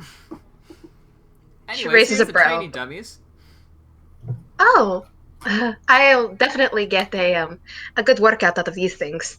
She kind of puts her hand on one of them to feel how sturdy they are. Yeah, I'm sure they could stand up to your might.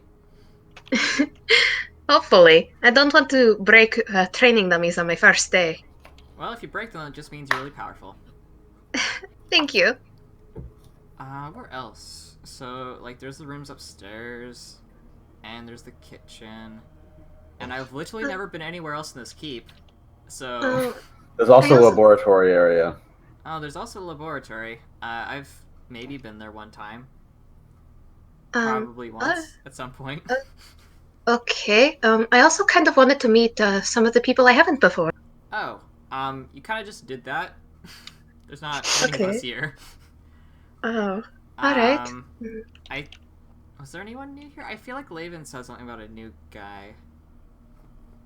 I guess Zevil, I think his name was. that sounds about right. I think he's like somewhere downstairs, maybe. I'd like to meet him. Just to say hello. Okay, yeah. Oh, we could definitely do that. All right, so you guys begin searching down in the guest area for Zevel. Yeah. Yeah. After a little while of knocking on doors and getting no responses, you eventually hear, "Just a second." And this tall figure creaks open a door as you see him sort of readjusting his eye patch and looks down at the two of you. Hi. Hi. Milla. Hi. Milla kind of squints a little bit. Can I help you too? Mila said that she wanted to meet you, so I kind of was introducing her to you. Are you guys the other members of Queensclave? Yeah. Oh, okay. Sorry. It's okay. Yeah, kind of opens the door wide enough now. You guys can now see like, he has long black leather armor on, white hair tied back in a ponytail, a long beard, and wearing an eye patch. And he has a long bed. A long bed. He has a bed extension going on. She kind of squints at him. Sorry, I feel like I might have met you before. You look familiar. I'm kind of a bigwig over in the White City, so. Well, have you ever been to Malthus? Yeah. I mean, yeah, Somalia is where I'm The from. White City is in Office, Mila. Yeah. Sorry. It's okay. She just kind of. Did you ever know anybody named Kenna? He raises his brow. Yes. He runs a clock shop. That's not true. Alongside Lies, tall another man. guy. Yes. He does run a clock shop alongside his buddy. Yeah, okay. Yes. Mr. Dirk? Zevel slowly shuts the door. Did you piss him off? I haven't seen him. I think I know who he is, but I haven't seen him in years. And she kind of bangs on the door. Mr. Dirk, please What? open up. There's no one by that name in here. What do you mean? What do you mean you've met him before? You said you never met him before. I thought I had never met him before because I didn't know his name was Zevel. Context, please? He was a friend of my papa and my uncle. They met when my papa worked on something, and we met a couple of times when I was really, really young. I only knew him as Mr. Dirk. Interesting you remember that, but dang. Well, That's... he was in Somalia. We met a couple of times. Yeah. Whenever my papa would take me out on runs. That's fair. But... crap. I guess that's something. Yeah. Which name does he actually have that I don't know which one to use? I think Zevel might be the one to use, seeing as Dirk made him close the door. No one here is named Dirk. Fine then. I'm sorry, Mr. Zevel. He creaks open the door just a little bit. Don't use that name anywhere around here, please. Alright, I won't, I promise. I mean, it's not my name, but just to be safe, you shouldn't use that name. Probably someone Ever. named that did bad things here. Somebody named that did bad things in a lot of places. Arturo awkwardly winks at Zevel. He can't wink back because he has one eye, but he closes his eye. Did you wink or did you just blink? Whatever. It's good to see you after all these years. Yeah, this feels a bit weird. Very. You're a lot taller and older. I'm old. I feel weird now. I feel weird too. The last time I saw you, you were bald. Last time I saw you, you were like 1.5 feet tall. Yeah, well, orcs grow tall and fast. Yeah. Well, good to see you. It's good to see you too. We can keep this our little secret, but Yeah, please do. Don't tell anyone else. I will. Don't worry.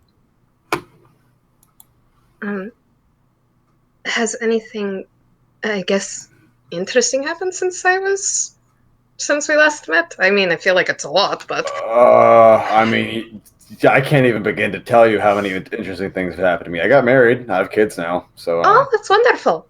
it's a big one. I'm the advisor to the Queen in Somalia now. Um, stopped, the world from ending one time. Oh, Details. Yeah, I mean, guess you would have been around 15, 16 when that happened. Oh well. yeah. Point being, things are fine. Everything's great. How'd you end up here?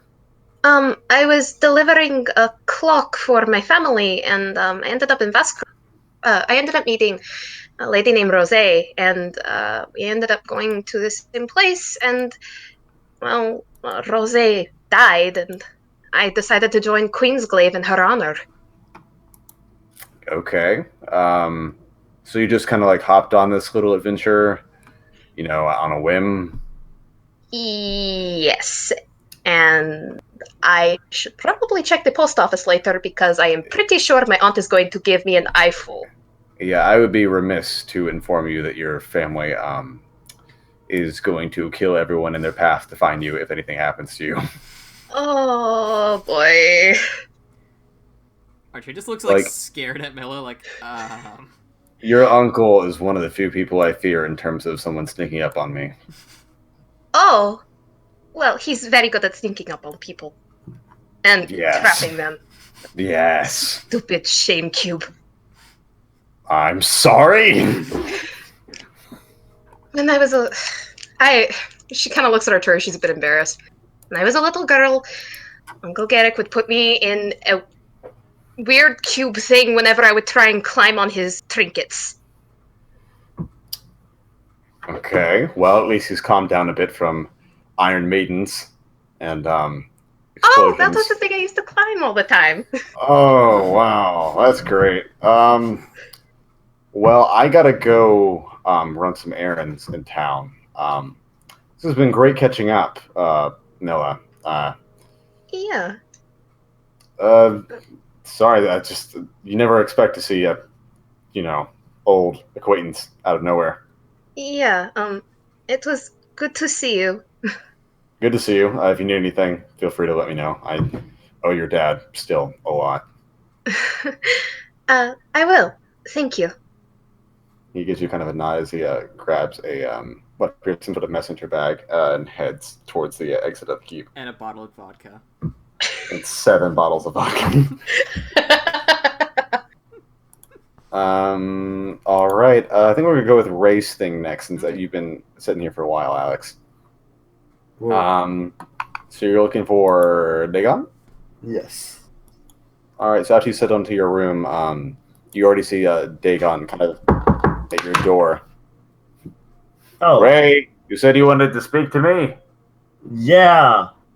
Huh. I did actually think I was gonna get a nap first, but oh well.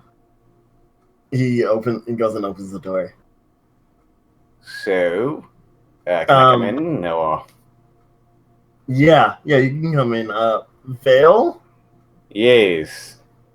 Could you go and hang out with Laven or something? I need to talk with him privately. Yes. And Vale disappears. And Dagon's eyes goes blue. Vale, you're still here. I can see you. No. And Dagon goes over and takes her by the invisible hand and walks her out and closes the door behind her. No. All right, we should be alone now. Okay. Well, I'm embarrassed to ask, but could you help me with talking to girls? Sure. I usually get punched and stuff, but I've had enough success as to why I consider myself at least experienced. Okay, just tell me the stuff that doesn't involve you getting punched. Well, let's see here. Being funny, but not trying to be funny, just naturally being funny. You can throw in a few good quips every now and then, but don't try and overcompensate for your lack of charisma with humor. Let's see. Don't be too cocky. Be confident. Unless they're into that. Some people are really, really into the arrogant thing. Some people in this call right now are really into it as well. Let's see. Look presentable, smell nice. God, smell nice. That's a major turnoff for pretty much every self-respecting woman.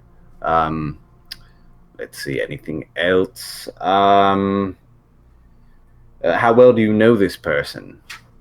I don't know her very well, but she looks pretty and she seems nice. Okay, well that's a great start. I recommend asking her to go do something, like go to the park or something, because you don't want to just sit down for dinner, because if you don't have anything to sort of break the ice, you'll just be sitting there awkwardly for a long time, unless you're once again good at that. So I recommend doing something beforehand, like some sort of event or date item. God, what else? Do you have any good clothes, Ray? Because I see you have armor. And that's all you have. I recommend getting an actual outfit. Well, I guess it's good that I still have money left then. Okay. Something else that I may mention. This girl may be some many years older than me. Oh, Ray. I'm not sure. Going after a cougar, are we? I'm not sure at all, actually. That's another question. Before I even do this, have you ever heard of a girl named Plum? No. Wait. Okay. No. Pink? Pink girl? She's a pink girl. So, I mean, there's not that many in this world, so I can't imagine it. No. No, I don't have any recollection of any pink girls. When you mean pink, do you mean pinkish or pink? No, pink. Pink?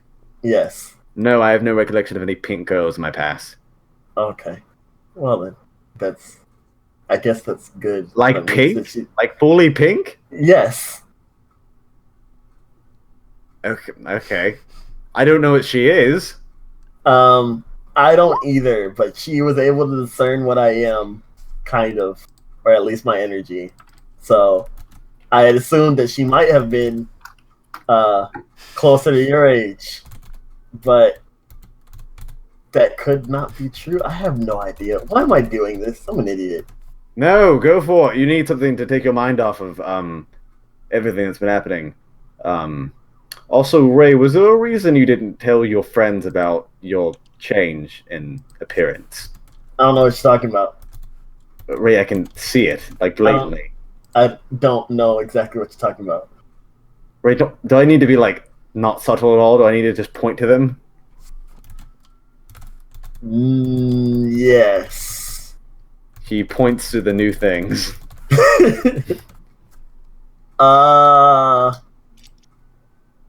I'm not supposed to talk about this. You did pretty well hiding it, all things considered. How did you see it? Because I have really, really good eyes, Ray. I guess. I thought I was the only one in this group that did. Evidently not. Do you plan on hiding that from your friends forever? Because it might be very, very hard. No, I don't plan on hiding it forever unless I could somehow find a spell. I mean, I can do this thing where I can turn into, like, looking into other people, but I don't think that it would help. I don't think I could, like, turn into myself, but without the things. I guess theoretically you could, but it'd be a very awful waste of a spell. It's kind of like I used to do it when I was younger. It's not really a spell. It's like it comes with the whole being able to do what I do. Okay, with the whole celestial thing. All right. Well, let's go pick you out an outfit that will work with your physical change. God, I have to hide. His large dragon erection. I have to hide these with his second and third extra dicks. Yeah, I was gonna say it's double. God. That stands about 3 feet. That's not gonna be easy at all. No, Especially I mean not walking around. I have to walk around with. I didn't think about this. you could just keep on the armor. It looks a bit gallant. Yeah, but like nobody wants to walk around with somebody who's clinking in armor, do they? Unless that's hot. I mean, I consider it hot. I don't know. I think some people find it hot. I don't because I'm not much of a warrior kind of guy. But I don't know. You're the one who's seen this pink girl. You tell me. I'm not seeing her though. I kind of just want to talk to her, and I haven't. Okay, let's just go do it then. I'll be your wingman. Oh, okay. Yeah, that works. That'll help a lot. Will you save me if I just crash? Absolutely. I'll be there in a moment to pick up on the fallen ashes. And Dagon begins slicking his hair back. Wait, no, you're not allowed to do that. I mean, as long as you don't fuck up, I won't have to do anything. Fine, whatever. Let's just go. Like, I hope she's here. I don't know if she'll still be here. I know she said she had to do a thing, which I shouldn't know, but I was nosy and I shouldn't have been. So you're gonna head to the Giant's Footprint Inn? Yeah. All right. You and Dagon kind of go out in the town. Both after he cleans up your hair a little bit, and polishes parts of your armor to make it look less filled with gore stains. And let me see. Do I have a fucking ambiance of an inn? I'm sure. Yeah, I do. And you guys walk into the Giant's Footprint Inn, and kind of begin looking around. You see in the corner there was this like really big guy that Rose talked to last time she was here, and he's currently partying it up with a dwarf girl and a half-orc guy. Yeah. They appear to be really happy as they're reunited. It's the Buff Squad. Buff Squad is back. Otherwise, you just see some like general normal-looking patrons, a bunch of humans about everywhere. You don't immediately see Plum anywhere in sight. I don't see her. I guess I'm gonna roll for reception and see. She just like walked out or something. All right. You don't see any sign of her. Like you see that her sort of normal spot is vacant currently. No one else is sitting there. You see the barkeeper that last time you were here, you were able to get the info as to where she was out of him. He goes to the barkeeper. Hey. Yo, I remember you guys. You were some rowdy raucous friends last time you were here. Yeah, I didn't bring the rest of them this time. It's just me and my friend here. Oh, he's tall, fuck. Yeah, he's a tall guy. So wait, did Dagon dress fancy too? He's a bit fancier, yeah. Okay. Two lads going on a date. Have you seen that pink girl I was talking to the last time? God, yeah, she's still been here. Had some friends coming in and out of her room. They appear to be planning some sort of funeral. I think it's tomorrow. Oh, that's not. I probably shouldn't bother her then. I know, this is the perfect time to swoop in. What? She needs a shoulder to cry on, Ray. No, that doesn't seem. No, I know what I'm talking about. I'm much older than you are. That you also said you got punched a lot. I don't. Yeah, like it's like a fucking 1-to-5 ratio of being punched. I get punched 1 out of every 5 times. Don't worry about it. 1 out of every 5 times. Okay, so do you get slapped on the other times? No, I mean I slap certainly, but not across the face. What? I fuck Ray. I don't know what you mean. It's innuendo, my boy. Innuendo of what? Okay, wait. I don't think you under. It's time to pick the plum, Ray.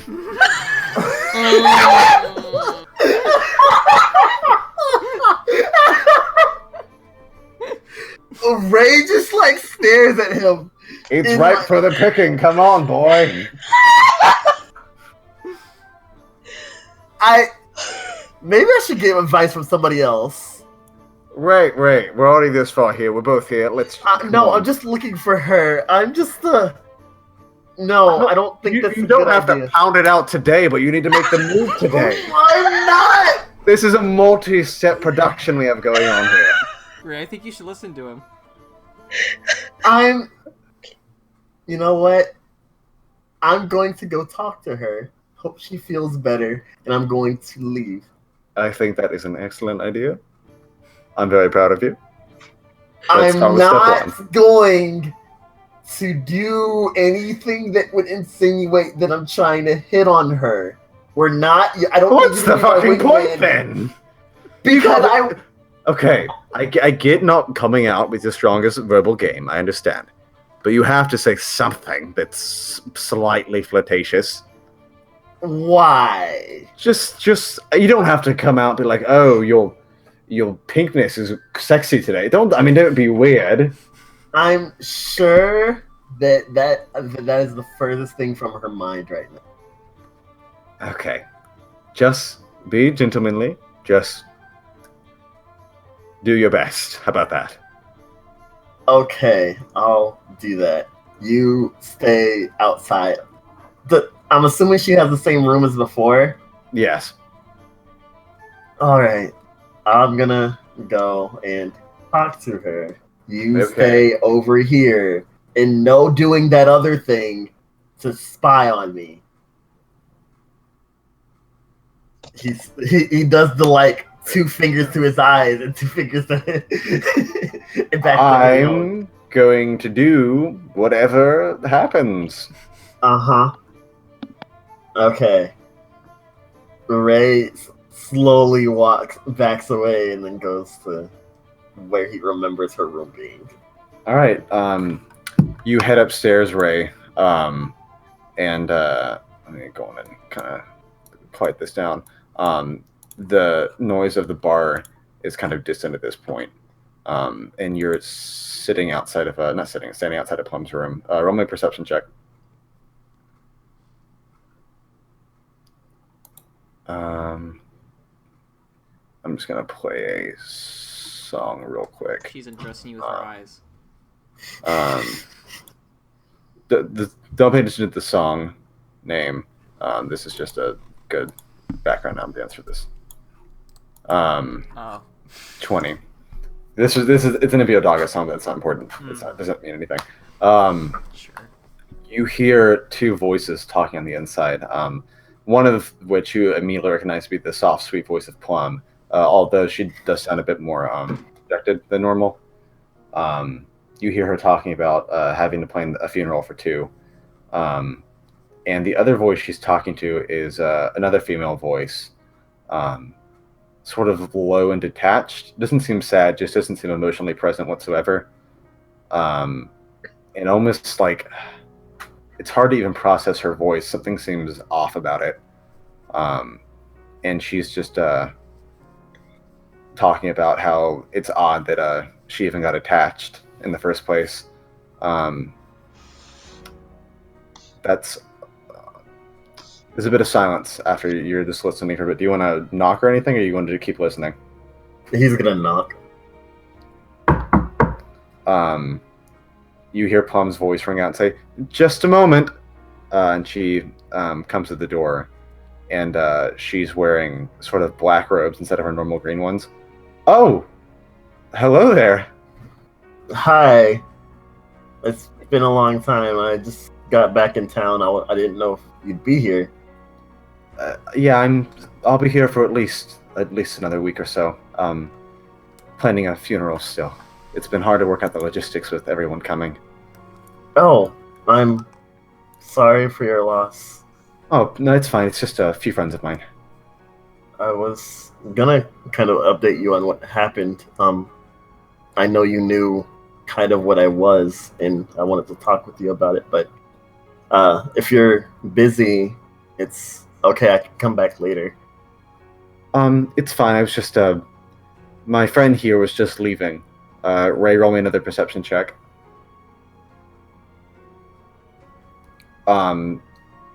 You glance over for just a second, and you see this tall figure, wearing like deep violet robes, and with ebony skin.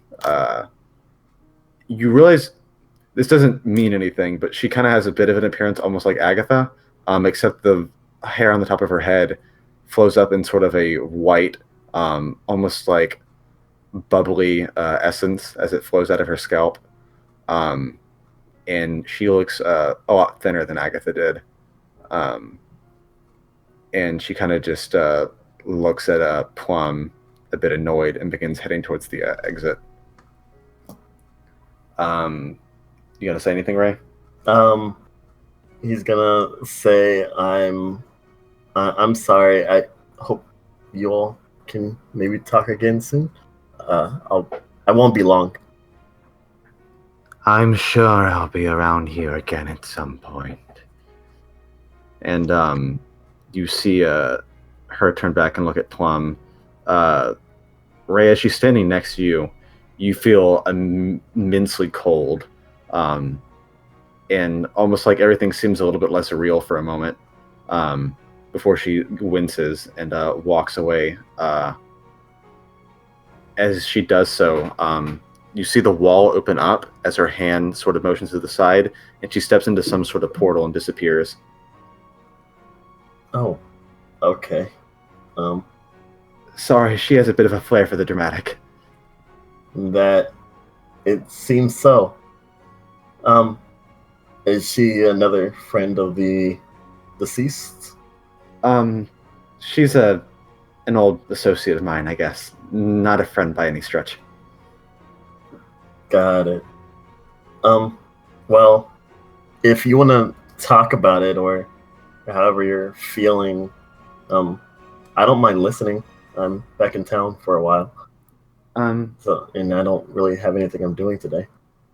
Well, I'm a bit busy with this for the rest of the day, but I'd like it if you could come to the funeral tomorrow. Oh, I can do that. Is there anything I can help with? I think I've got mostly everything taken care of. We have some other friends that are here helping us with preparations. Just be there around noon and wear something nice, not armor if possible. Sure, I'll do my best to. Right. Well, thank you, then. It's good to see you again. I'm glad you're back safe. And I'm pretty happy to see you too. Okay. All right. Bye. And she says bye as well and gives you a nice, sweet, soft smile as she closes the door softly. Roll me another perception check, Ray. Ray, you see out of the corner of your eye a shadow begin darting downstairs. Specifically, like Dagon was hiding in your shadow.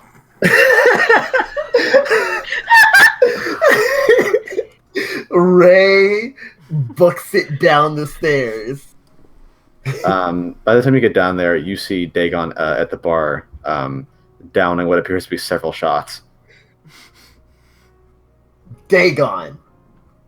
He's not responsive when you talk to him. Dagon. He looks over Ray, and you see Dagon's eyes red as he's been like bawling, crying, and he looks like he just saw the scariest thing he's ever seen in his entire life. Oh, Dagon? I need to go somewhere else. You need, and he's hardly even able to get any words out, as he seems almost paralyzed with fear. Dagon, what's wrong? What happened? I saw her again. The woman, white hair. Who was she? he looks over towards you, directly in your eyes, and I will whisper this to you, as you're hardly even able to hear it. It goes, Dagon, whisper, Ray.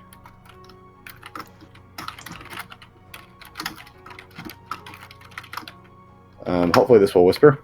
There we go. And he sort of collapses on the counter in front of him as he says that.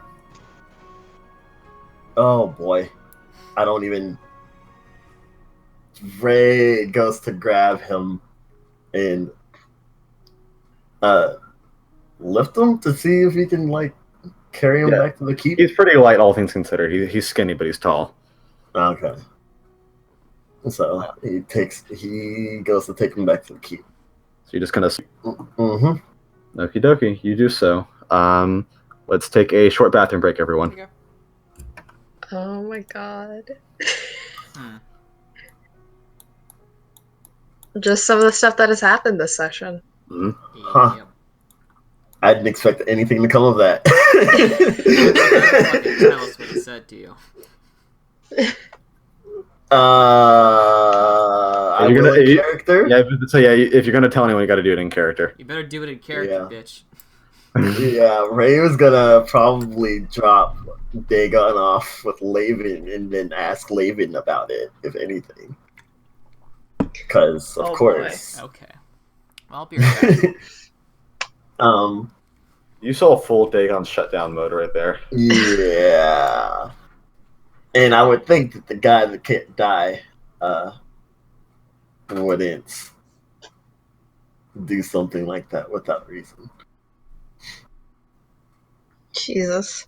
And the fact that Plum is associating with whatever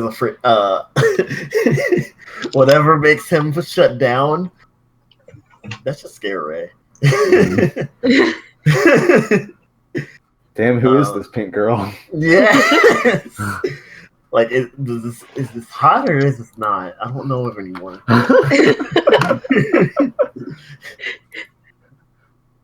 Oh my lord.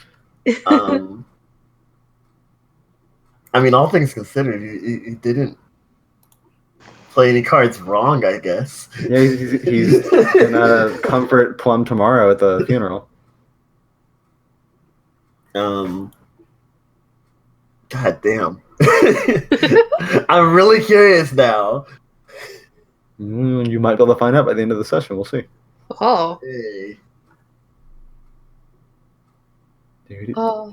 Also, Ham, I loved Zevel's reaction to Milla calling him Mr. Dirk. It's like, I haven't heard that name in like 25 years.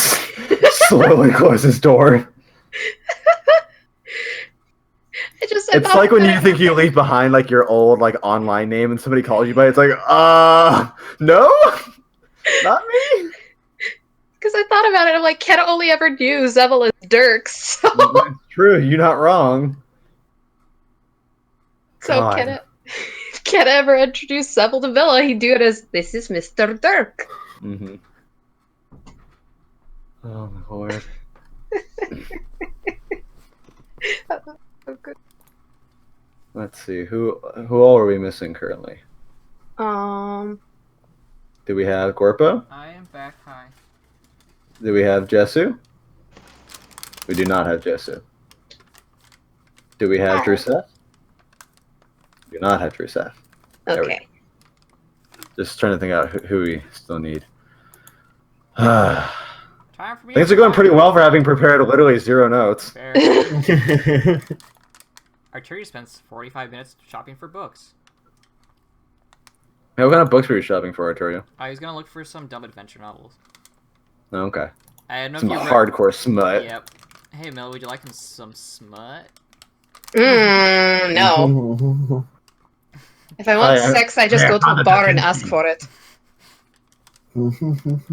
Some guy named Isaac Fionnier wrote a book, I think. Fionnier. Fionnier.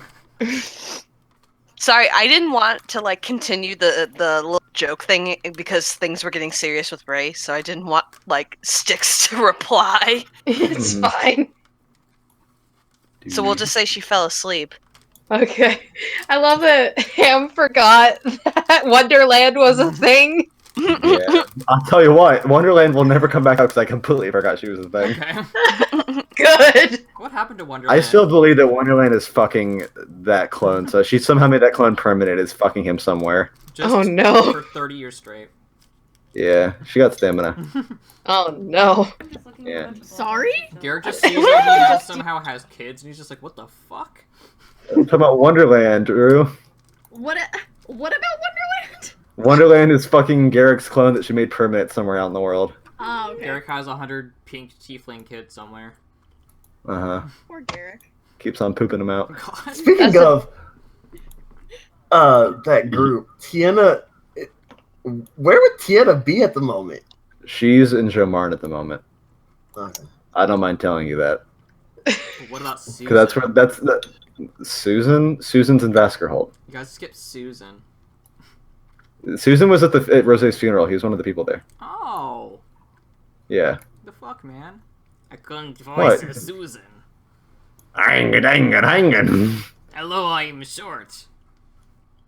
Oh, your friend died. I'm so sorry. I remember this time that I almost died immediately, From too. a fucking robot thing. From a robot that I Would you guys like chastised. to hear my drum sounds? Hey, Alright, we got everybody back now? Yeah, because Gisara went to see Susan. I remember. Yeah, they were hanging out there together. Kisara was fucking chilling. Let's see, I we just got... imagine Six comes into the clock shop like every month or so. Hey, I'm still in witness protection. Okay, bye. Comes back with a Garrett new has to identity sweep every around month. like a cat with his broom. Go on, get.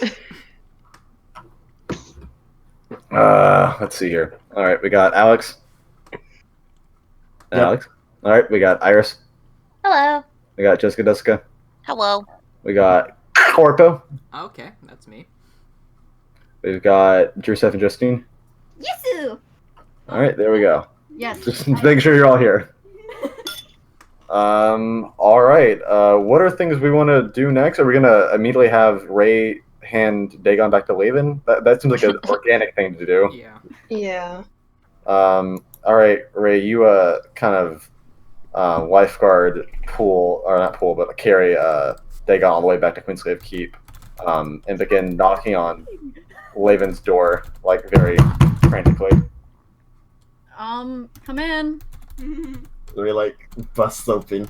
Dagon's passed out. Again? This time he was afraid of somebody that he saw while I was talking to Plum. Before he passed out, he said that was the end. I have no idea what that could mean. I don't either. I'm sure he'll explain it when he wakes up. If he can, he could barely like make any words after seeing this person. Let me insert description here. Can I hear this description? Because I was legitimately just like explaining as much as I could to Justine. Okay. Oh. This woman was wearing like these deep violet robes. She was about Dagon's height, if not taller. To be honest. Dagon's 6'5" reference. Yeah. Or 6'5". 6'5". She looked a bit like Agatha. No relation. That was just coincidental. But like much thinner. And instead of having flaming hair, her hair was more like sort of this white ethereal like aura that was floating upwards. That's creepy. Yeah. And she was wearing a purple locket as well. Okay. So that was the person, and they also made me feel cold when they walked by. I didn't really get much else from them. Me and Dagon will discuss it. Okay, but other than I can that, just drop him on my bed, I guess. I don't know where Cosmodius is. okay, here, you leaves them on the bed. I kind of feel responsible in a way since I brought him with me, but I just hope he's okay. I'll let you know, I guess. He's probably gonna be fine. It's probably just someone he knows. I mean, saying that was the end. With everything that's been happening lately, Yeah, I'm. Dagon knows a lot of people. I just hope they're not against us as well. Well, I'll find out. Okay. Probably. Assuming he doesn't pass out again.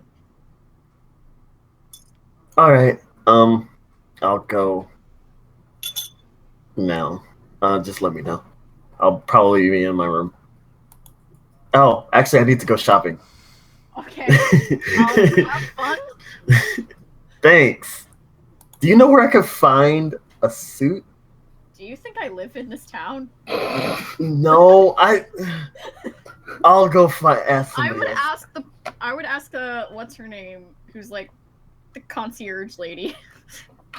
Lena. Yeah, Lena. good idea. And Ray runs out of the room. Okie dokie. Okay. I guess Lena's gonna try and wake Dagon up. Do you have any spells for it? Or you're just gonna try and shake him awake? I'll probably just try and shake him awake because I don't think I have any for this. He feels super stiff as you try to sort of shake him, like he was almost sent into shock. Yeah, he's not naturally coming awake. Like even if you open his eyes, he doesn't seem lucid. Should I do roll knowledge arcana on this? You certainly can. Okay, I'll just do that because I'm trying to figure out how to do this. I wasn't expecting to be passed out when I got to him. Nothing magical is affecting him. Oh, I forgot how high my knowledge arcana is now. You could roll me a heal check. Cool, I'll do that. I've got that too. Not as high though, which is sad. What is roll 20? Yeah, he's just in like complete shock. You could, if anyone had positive energy or something like that, they could try and get him out of there. I can use my, I guess I can use, probably, I think I've cured, like, light wounds or something, do I? I don't know. I'm looking through it, man, you know how big this list is. Yeah, I know. I really don't want to do cure critical wounds. And I've been treating my healing hex as not positive. Not positive, yeah, because you healed Jeeves with it several times. Yeah, I'm treating it that way. It's technically supposed to work to cure moderate wounds, but I'm not. But it's witch magic. Yeah, so I'm not treating it that way. Do I have anything else that's positive? Am I probably gonna have to call Arturio when I guess to wake him up, unless I want to use one of my level 5s. But if I'm teleporting with Murder, I need to get back. We need to get back. We need to get back. I guess I'll go get Arturio. Arthur, are you here right now? I'm about to leave for a bookstore, but I guess I'm still here. Yeah, Arthur, you've gotten your belongings and exited your bedroom to go shopping. When you see Laven call out to you. Hi. Arturio. Dagon passed out again. Can you do some positive healing magic and wake him up? Okay. He's on my bed. Okay. Sure. Just I heard your wink wink just That's on over. So, what happened this time? Apparently, he saw someone and just passed out. I don't know the details. He was with Ray. Oh, I thought like he was trying to deal with his ward thing. What? I'll tell you that in a sec. I'll give him a good moderate. Should All right, it? yeah, go on and roll for it. Yeah. Okay. I want to see how okay he is. Okay. Use a quick sec to reset all my spells because I forgot to Okay. get my spells back from Sartain. That's okay. Alright. Do you want to use my charger? Give you. I mean, Oh, you do! Fuck. black one. That's not a high number. You shoot some of your holy goo into him, Mm. and you see him stop shaking, and you see his muscles sort of relax a bit. But his eyes are open, and he's just staring blankly at the ceiling. But he does seem to be conscious now. Dagon? Hey, buddy. He turns his head a bit just to look at both of you before looking back at the ceiling. Do you know what happened before you passed out? Yes. Do you want to explain it? He looks up and sees both you and Arturio. I don't think Arturio should be here for it. What did you want to tell me? And then you can go. Oh, right. I was gonna say, like, if he was unconscious about the word in his mind that prevents me from talking about my family about him. What? Yeah, I tried to mention... Remember Blue Flame thing? Yes. And the name of my ancestor, which you should not say out loud right now? I don't remember his name anyway, so we're fine. Her name. Her name. Yes. But that's good, I think, but also a little bit hurtful. But anyways, Do you remember my dad's name? you know, honestly, fair. We'll call it a truce. But it seems to be some sort of trigger in his mind to make him go comatose for 5 minutes.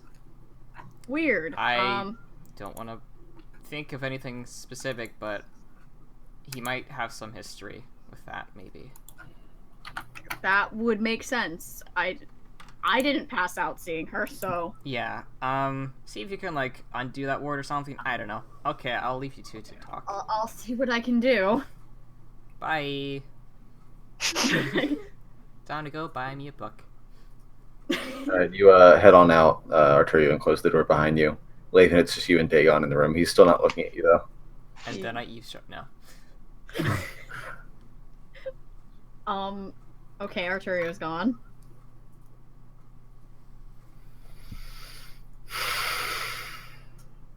Dagon kind of sits up against the bed. His face looks kind of like swollen and bruised, like he's been crying a lot. His eyes are still kind of red. Are you alright? I mean, you just passed out, so clearly you're not okay, but... You know what I mean. I'm fine. I roll sense motive on that bullshit. Do so, then. What is my sense motive modifier? Because I don't have any points in it. It's probably 3. I don't know how to count, and I'm paranoid. It's crazy how not fine he is. Like a staggering amount of being not fine.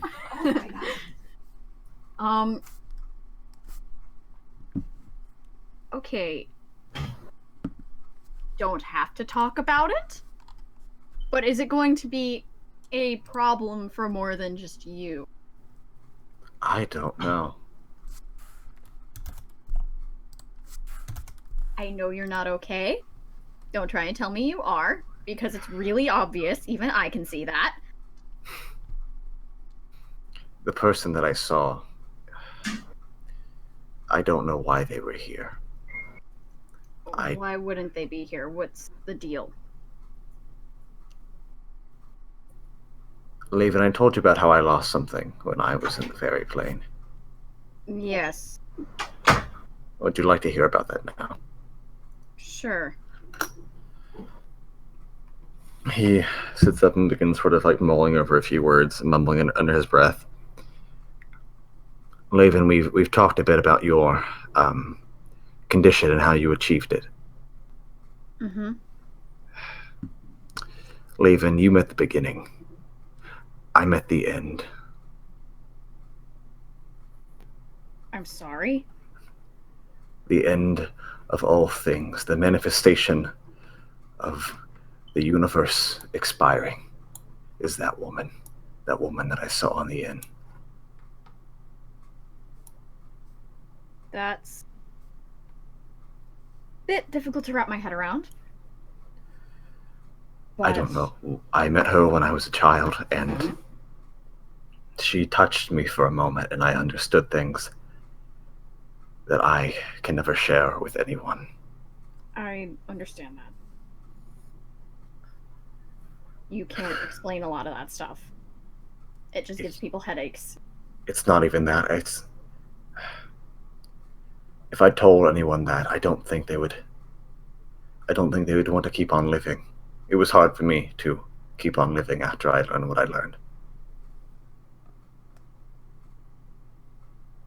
That's fair, and I appreciate you not telling me, given that I don't have much of a choice. Yes. I have a feeling I'll probably learn it at some point anyway. But it doesn't have to be now. I hope you never have to learn anything dealing with her. I hope she never comes anywhere near here again. She's supposed to resign to her kingdom. She is the Empress of the Shadowlands. Oh. That's concerning. Yes. Somehow less concerning than the idea of the end. The Shadowlands is where things end up when the time is up. When yes. It's even where gods go to die, from what I understand. That would make sense. Oh, But I know they aren't infinite. No, nothing is. Everything's eventuality is to end up there after some time, no matter how great that time may be. And so, in a way, I guess she is the Empress of all, given enough time. It's like a very slow conquest, almost. Yes, in a way, I guess that is the case. And if that wasn't enough, actually never. Dagon looks like he's stumbling over something else.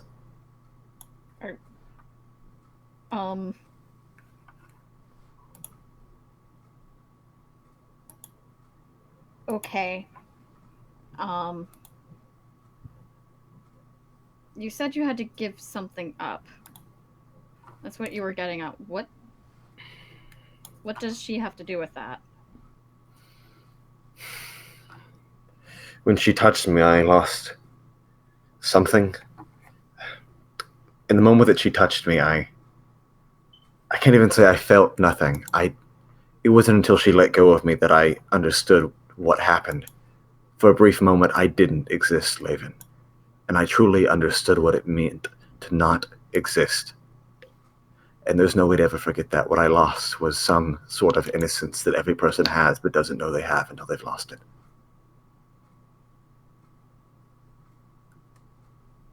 That sounds really awful. And I've spent the entirety of my existence since then trying to make sure that doesn't happen.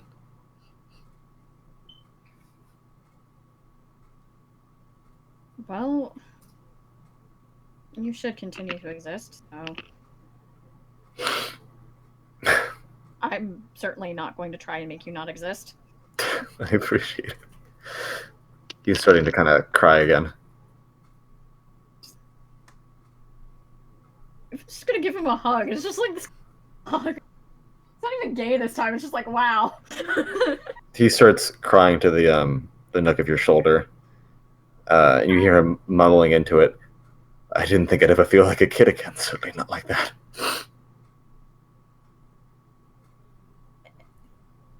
Everyone's a kid when it comes to that kind of thing. I guess so. Except for them. Ray didn't even know what was going on. It was a bit funny in a way. Oh, God. I'm glad she didn't see me. I'm glad she didn't either. That sounds like it would have been a really bad idea. Yeah. I'm She, glad you're okay-ish. I'll be fine. You're not emotionally, obviously. I just, her being here is concerning on levels. She's impossible to beat. Like, we were talking about earlier about Agatha. That's No, not Agatha even, would lose to someone like that. it's the thing. It's not even a battle. She can simply uncreate you. There's nothing to be done about that. Yeah. It would be... I cannot think of a more idiotic thing to do than try to mess with any of the forces that are at that level. You'd be smarter taking on someone like Yrel or Giannis. Well, believe me, tried to steal from her when I was in the ferry plane. It didn't go well. That's where the punishment came in. I thought I could sell that locket of hers for some money for Zelia and I. We're just trying to survive. There's nothing like that. No. No, there wasn't, but, It's not like you knew. no, if I had known. I had to go up real fast after that. I had to get Zelia and I out of there immediately. Oh, God. We did get out. I didn't, sorry. Zelia are all right. Yeah. Can I take you into Whispers real quick, Drew? Sure. Justina's gonna hear this. That's fine. This will be an experience. Okay, yeah, we're gonna go into Whispers now. Well then. Man, I Goddamn. wish my sister would stop calling me. I'm wish not my sister- moving from this chair. Wish your sister would stop calling you too. I'm like, I've received the messages, Jay, it is Amanda. I can't find my phone. Kinda stuck here, not sure what to do. Can't find my phone. Left it at the house. Super sister favor. Need help. Call me back on your brother's phone. And then a minute later, seriously though, I should have driven. I have $30 with your name on it if you call me back. No. Hmm. Yeah. Pat.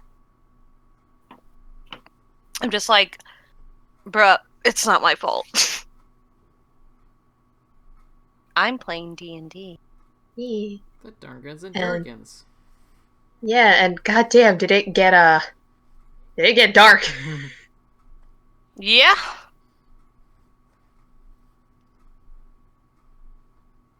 I'm just fuck. Mhm. Fucking hell. Ray just wanted to hit on a beautiful girl. You opened up a can of worms here. You fucked up Dagon! All I wanted to do. But you brought the ender of the world.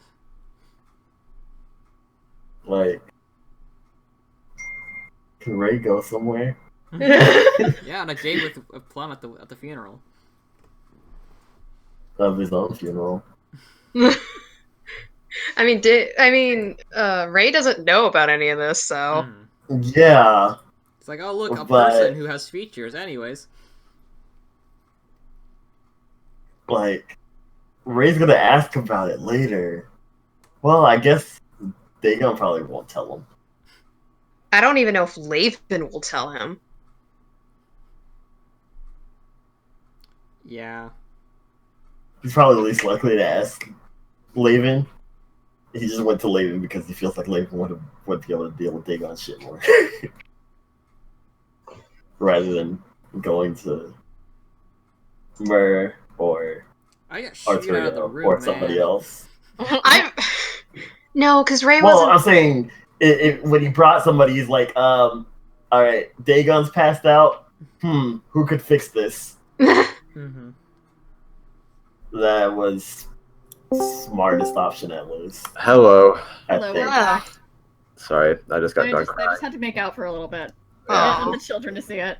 Totally what Aw. happened. Oh my god. Fuck. Okay. Sorry, I had to Anyways. make light of it somehow. No, it's good. Oh god.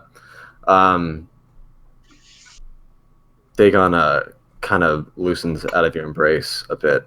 Not like being rude or anything, just kind of he's yeah, okay just now. I'm done crying now. This is slightly awkward. So Arturio mentioned the thing in my head apparently. Yes, it's something to do with anytime his family, the woman that he met, who I think he called her his greatest grandmother. Okay. So I don't know. I don't know think- anything about that. I think she was the mother of the man who created the curse. Okay, I don't know why he didn't just say that. I did. Apparently, anytime he mentioned her name, which he's probably trying to start with, you just kind of passed out, apparently, for like 5 minutes at a time. Okay. Can you check out my brain then? I can certainly try. I fucking hate you, Jess. But What did I just do? Laven, I don't feel so good. Oh, don't do that. Don't do that to me. Oh, But God. what would that roll be? You can do detect magic first to even like see that it's there, but then roll my knowledge arcana after that. Okay. I assume you're just using detect magic. Sorry, my headspace is weird now. Oh God. Yeah. Okay. I just detect magic. Do I have to roll anything for that? No, you detect magic in his brainscape now.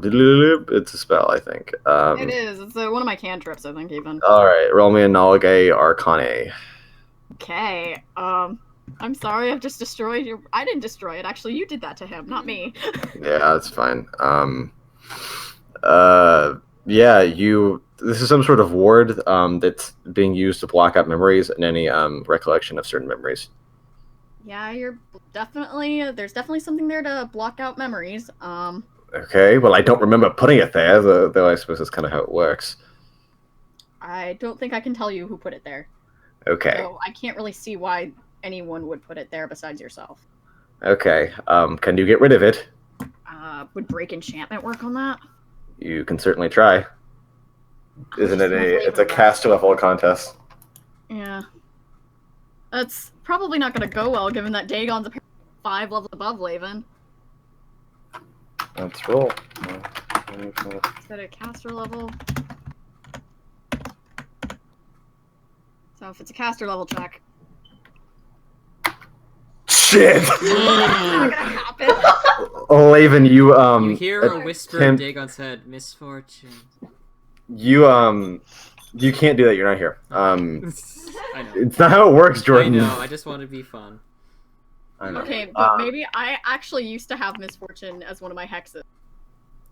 Laven, you attempt to start to peel away at the warden's mind, and as you start to actually probe it, you immediately feel yourself forced across the room, and not like shoved against the wall, but just like you feel yourself touch against the wall with that much force. That did not go well. No, it did not.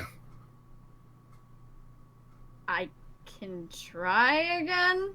I'm Okay. gonna have to rest anyway. Okay. I have plans with Mur. We're gonna go on a bit of an adventure. Oh, fun. Yeah.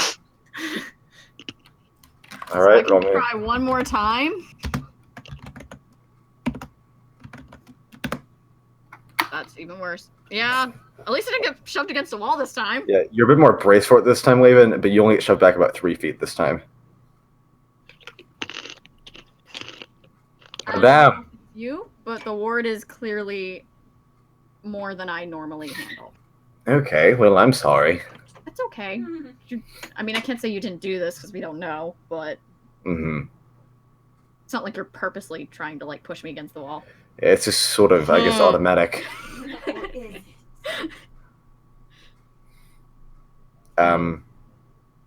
Okay. God, Laven, we've had a lot of intense talks today. Yeah, I was gonna ask you what you wanted to talk to me about in Heimhall, but it feels kind of. I don't know if that's dramatic or not, so I'm just gonna. We can go on and have that conversation if we just want to get it all out on the table right now. That's what I came here for, and then you just happened to pass out, and then a lot happened. A lot more happened than I was expecting to. In this conversation. As you sorry, my brain. Destroy you. I'm sorry. No, I'm fine. I mean, that's completely. I did that to myself. I actually started bawling there. Okay, thank God it's not on the fucking recording. I want to know what you guys talked about. I cried like a little baby for about. He did cry. I almost started crying. Justine cried. Good.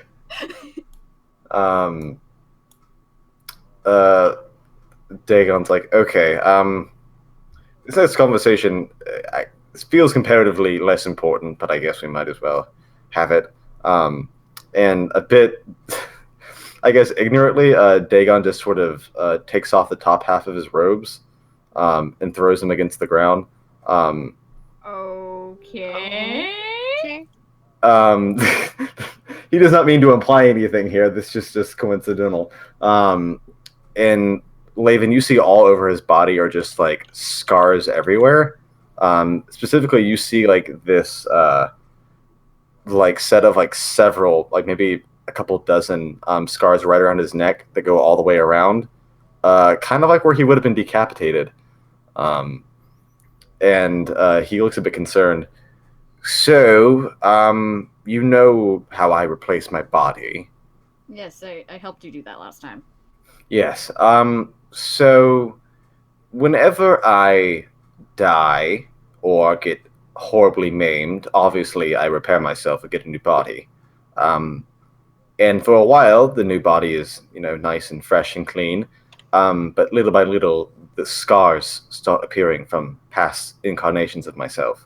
And he sort of gestures to the neck wound. You also see on his right side now, on one of his shoulders, there's this kind of pulsating black burn from a hand that you gather is probably the where he was touched by this entity called the End. And there's just a dozen or so scars like all across his body. There's like one across his chest from where somebody like disemboweled him. All manner of things like that everywhere. That's a lot of scars. Yes. So my concern is why these are coming back, even though my body is new. And this would lead me to believe that there's some sort of way that a soul can be scarred.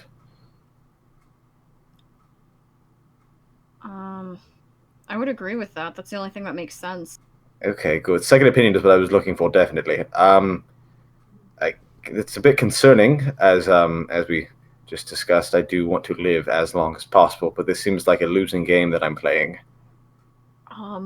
So first of all, let's continue the trying not to die thing that you do. Because two, maybe it's a good thing we're having this conversation after the End thing. Yes. Because this isn't normal. I don't have any scars from... I don't think I have any scars from when I was a Dishnery. Okay. So maybe it has something to do with the fact of the End thing touching you. Okay. Are you sure you don't have any scars? Pretty sure. I mean, I could check. Check out the pants. I think Laven might have one on like... I feel like he'd have one on his side, maybe just someone trying to go after him when he was like doing the whole experimentation thing. Mm-hmm. Someone had to try and get back at him. He couldn't have surprised all of them. That's true. Too shitty stealth. Yeah. So he's gonna like check his side.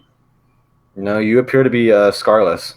Yeah, I don't have any scars. I mean, that could be a weird thing about this body, like healing itself constantly. But no, I have no scars. Why did I actually lift my shirt to the side? Like, I did that. So I'm just falling apart physically and mentally. Excellent. Good. Well, I just felt like I should tell someone this who really knew the full weight of what's going on. Because I'm worried that after a certain point, my soul might just be too damaged to go into a new body. Okay, so we're not... You are going to take care of yourself more than you are now. Okay. Don't do things assuming you can just regenerate. I will attempt my best. It's sort of a habit. We're gonna break that habit. If you need to do that, tell me, because I actually... Okay. We're gonna practice some street smarts, Dagon. Alright. I actually will regenerate, so... Lucky you. I've been disintegrated at this point. So... Alright then. Dagon picks up his violet robes kind of off the ground and puts them back on. Oh god, sorry for just throwing them off. I didn't give you, like, context or anything. I was just confused. Anyways, okay. I appreciate the shoulder to cry on, Laven. I'm going to go rest, I think. That might be for the best. If you need anything, I'll be around. I'm probably gonna rest since I need to be ready for me and Mer's adventure, though first I need to scry her dead, quote-unquote, boyfriend. Well, good luck on that. I'll be around. Dagon kind of pats your bed down to try and get rid of the rumples from when he was lying on it. Yeah, don't worry about it. Okay. Good afternoon then. And he sort of shimmies out the door and closes the door behind him.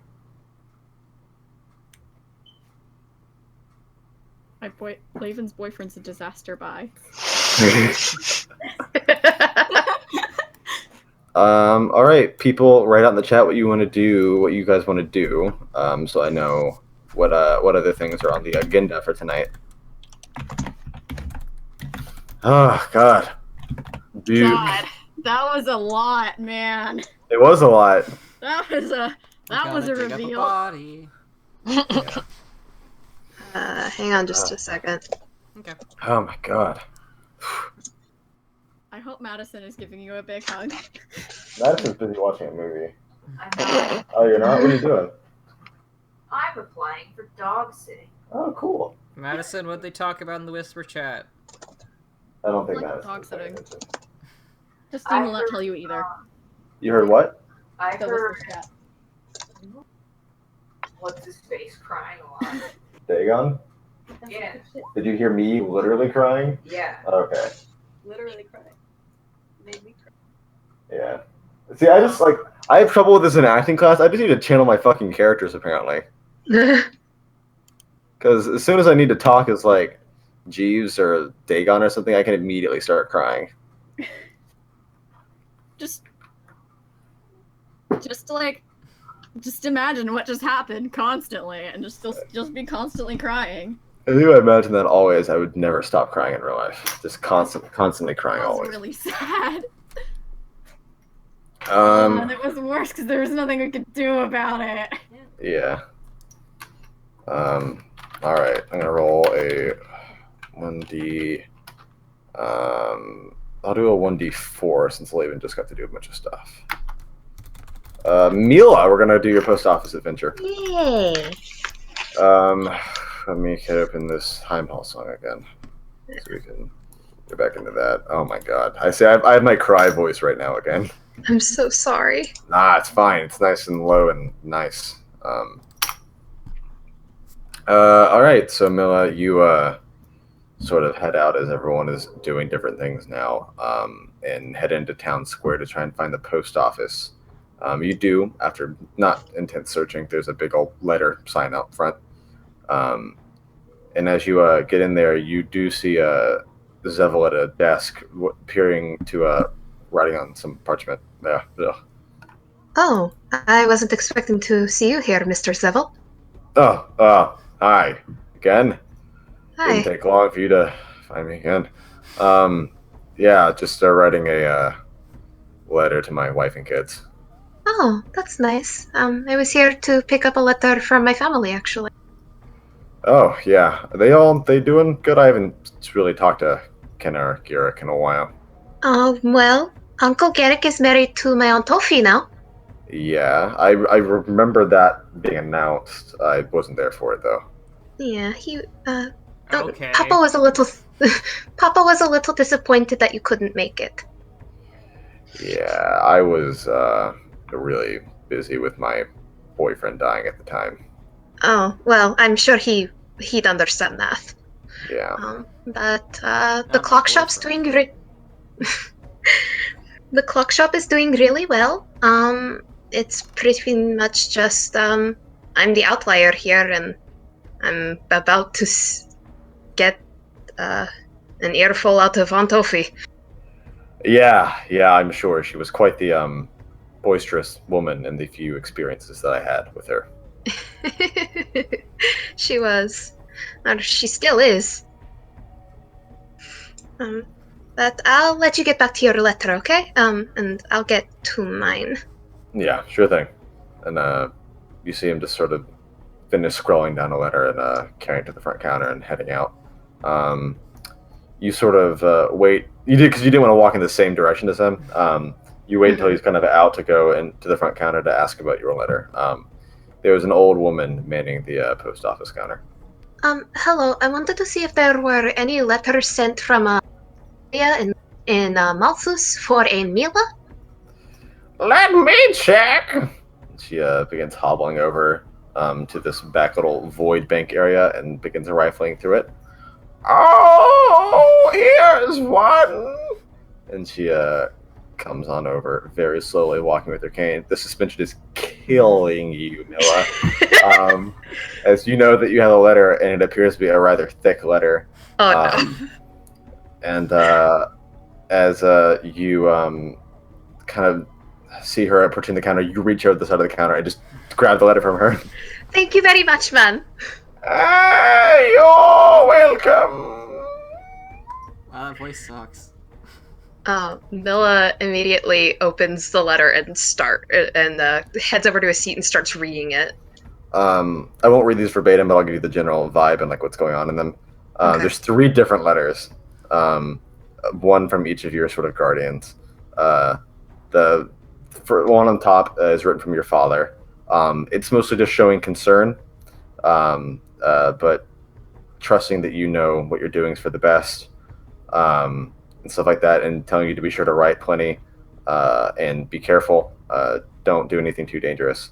The one from your uncle Garrick talks about, first of all, calling him if you need anything, and he'll be there to kill someone in a second. Uh-huh. And if anybody wrongs you, just give him the name. He also tells you to avoid any of his people, especially mentioning him if there's any around near Heim Hall. He just says that he misses you, and he tells you to be safe as well. The last one is what appears to be 7 different pieces of parchment, like stapled together. Oh no. From your Aunt Ophi. She is furious with you for not immediately coming home after delivering the order. She still shows concern for you, and it makes it clear that she loves you. But she was worried sick when you didn't come home, like the expected day back, or really even the week after that. Like because you were even gone before you joined Queensclave, like a week or 2 after that point. Yeah. Because you were staying and learning from the warriors at Vascator. And she's very concerned for you and wants you to come home as soon as possible, just so she can make sure you're okay with her own eyes. She says this in a lot of words, most of which are angry sounding, but loving on the sort of under the surface. That tears that I really do have to go home. And so she gets up and she heads over to the writing desk and pulls out a couple of pieces of parchment and writes. I'm not going to say it verbatim. I'll probably send it to you later. But she basically says that she's okay. She's in Heim Hall and she's going to be coming home for a month-long visit. Okie dokie. And you go back over to the old woman and hand her the letter and envelope and such, I assume. Yep. Okie dokie. She takes like, oh, thank you. Beetle She, from Woodpecker? Goodbye. And she takes the letter and throws it into the void bank. And you are good there. Where are you wanting to go next, Ma? She was going to probably head back because she's got to tell everybody about her plans, because I think only Arturio and Firo know. And then after that, she's just going to train until she feels tired. Okie dokie. As you begin heading back, roll me a perception check. Oh boy. There we go. Okay.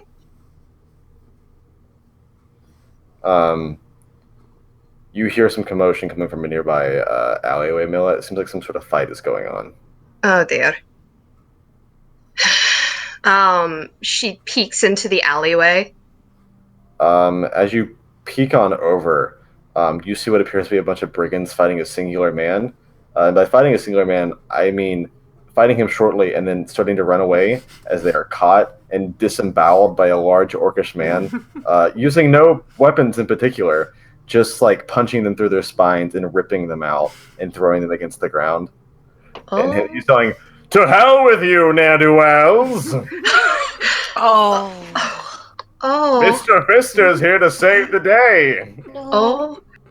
My goodness. Mila just kind of blinks slowly. What the hell have I fallen into? Someone help us! We were trying to rob this guy, but we made a horrible mistake! Mila just kind of walks up. Excuse me, sir. Oh, hello there, citizen. I needed a little bit of... She kind of looks at the brigands. I needed a little bit of help. Oh, no. I'm doing just fine. Okay. She just kind of looks at the brigands with... Please.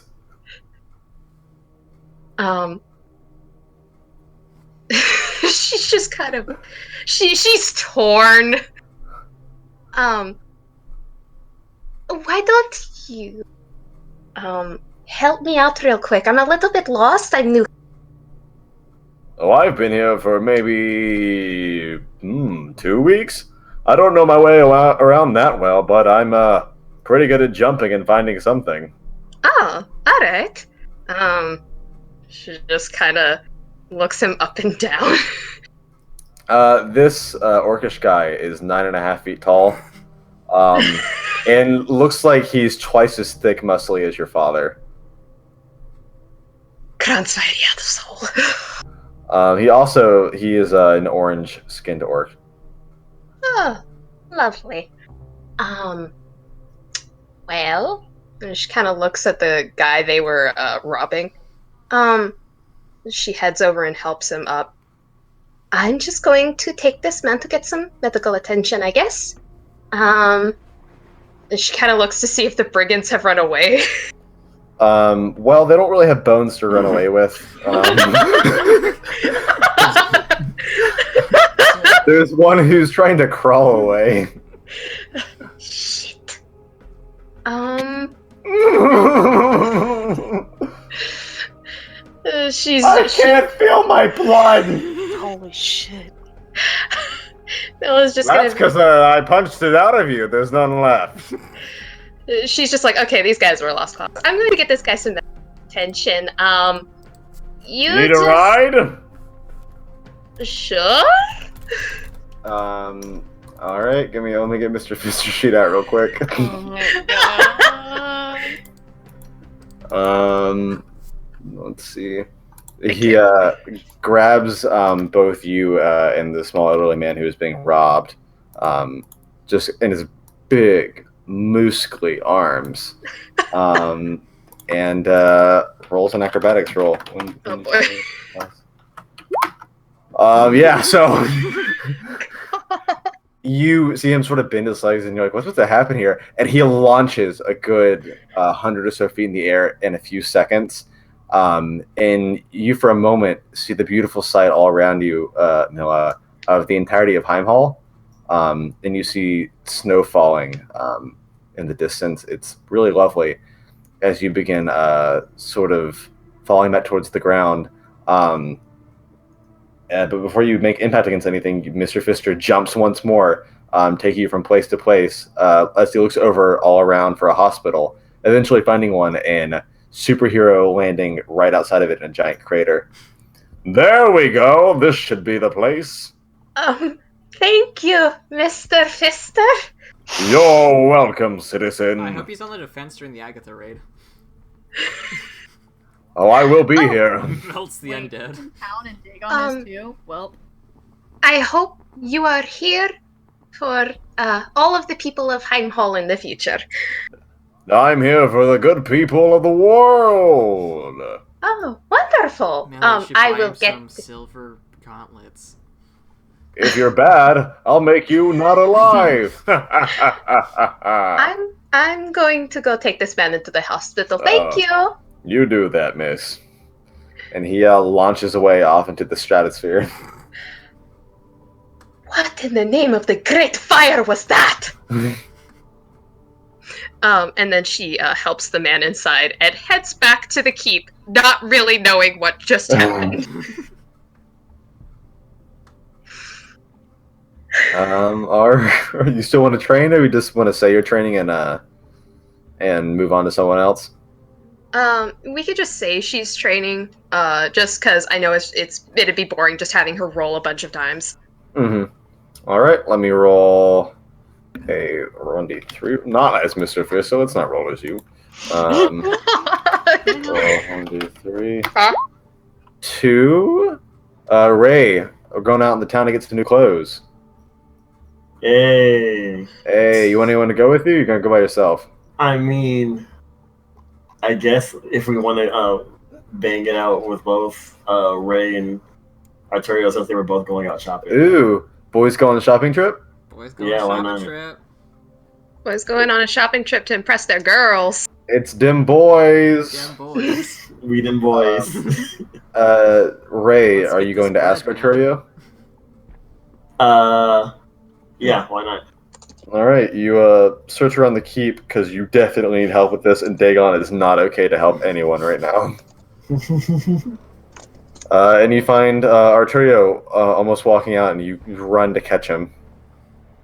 Hey, you said you were going out shopping for stuff, right? Huh?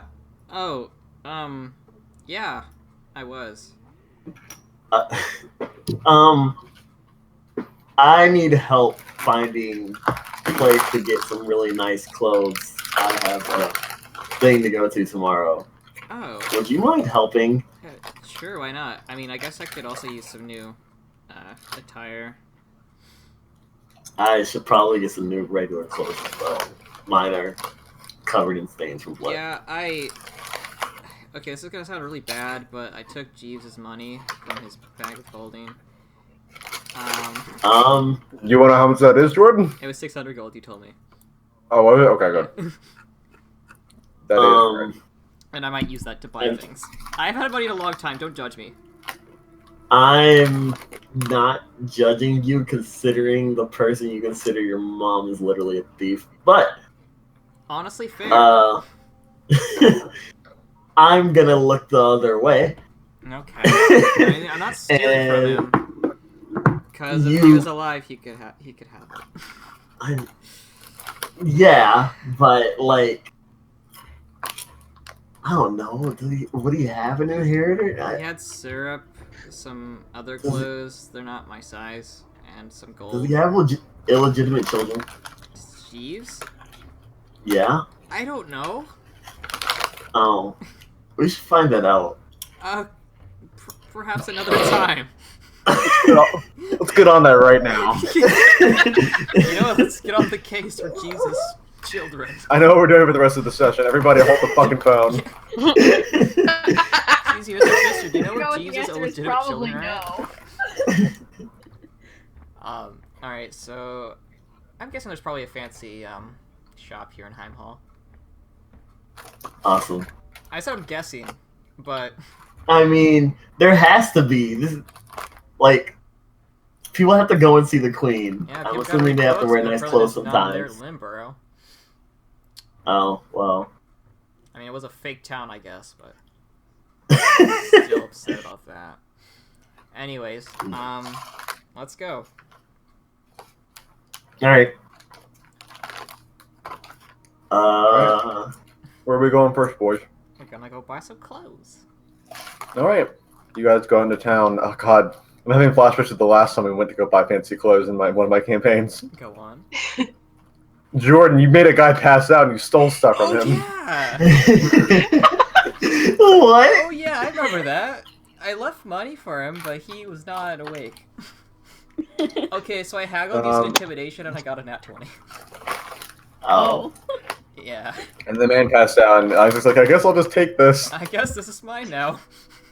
But all right, so you boys go into the shopping district and begin looking around, and you find a place called the Threaded Needle, and it's a tailor shop. And you guys head inside. It's pretty chill in there. And there's this one sort of old man there. I don't trust that. Okay, so what were you looking for? A suit.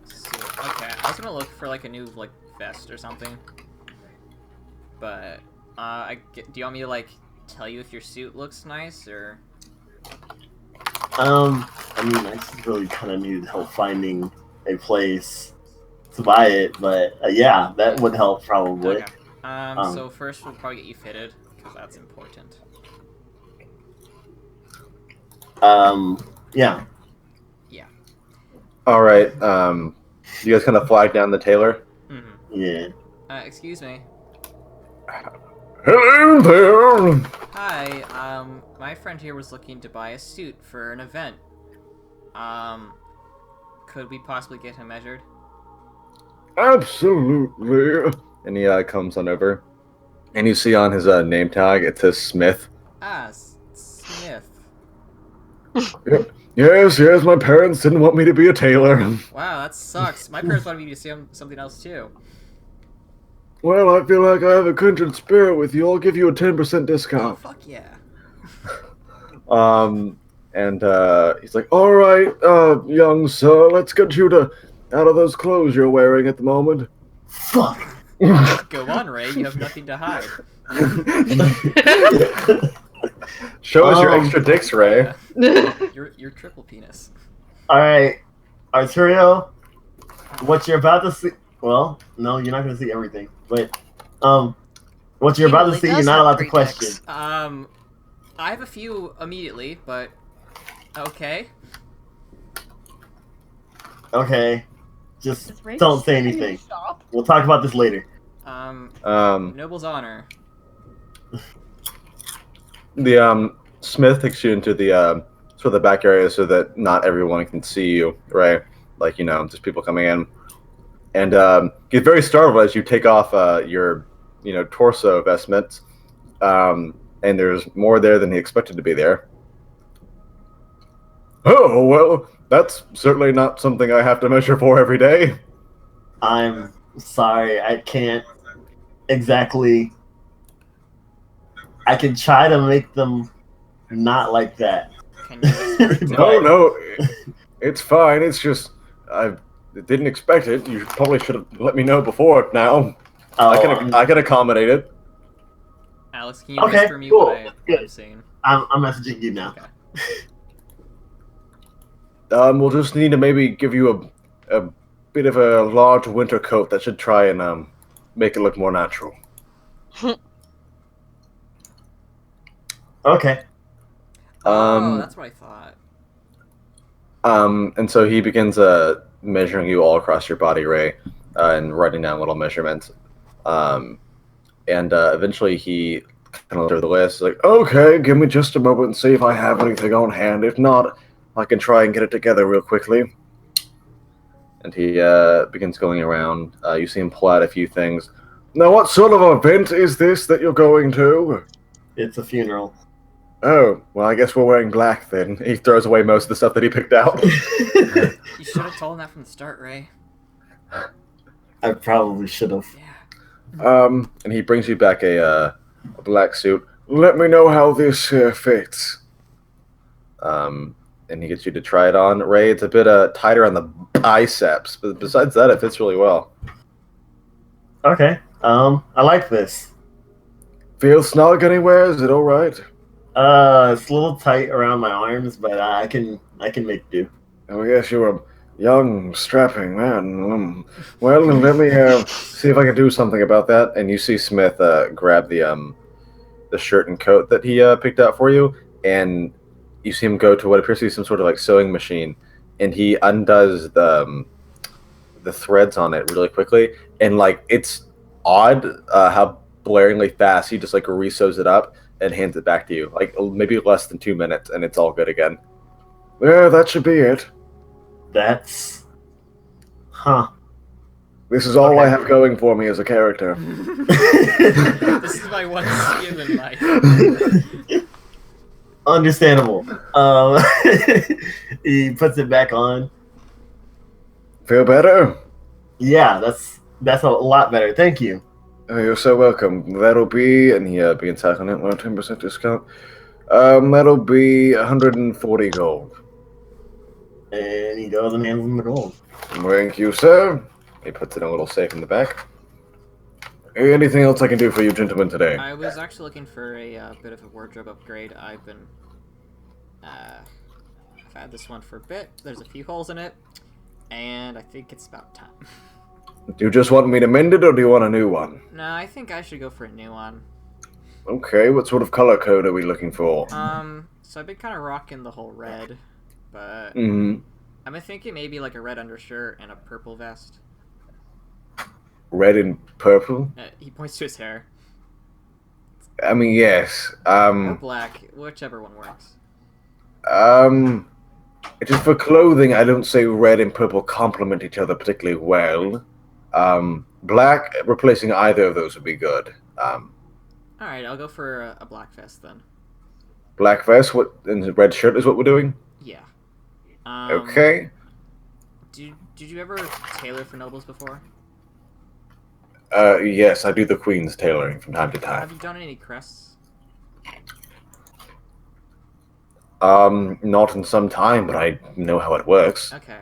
I also kind of wanted a small cape with a crest on it.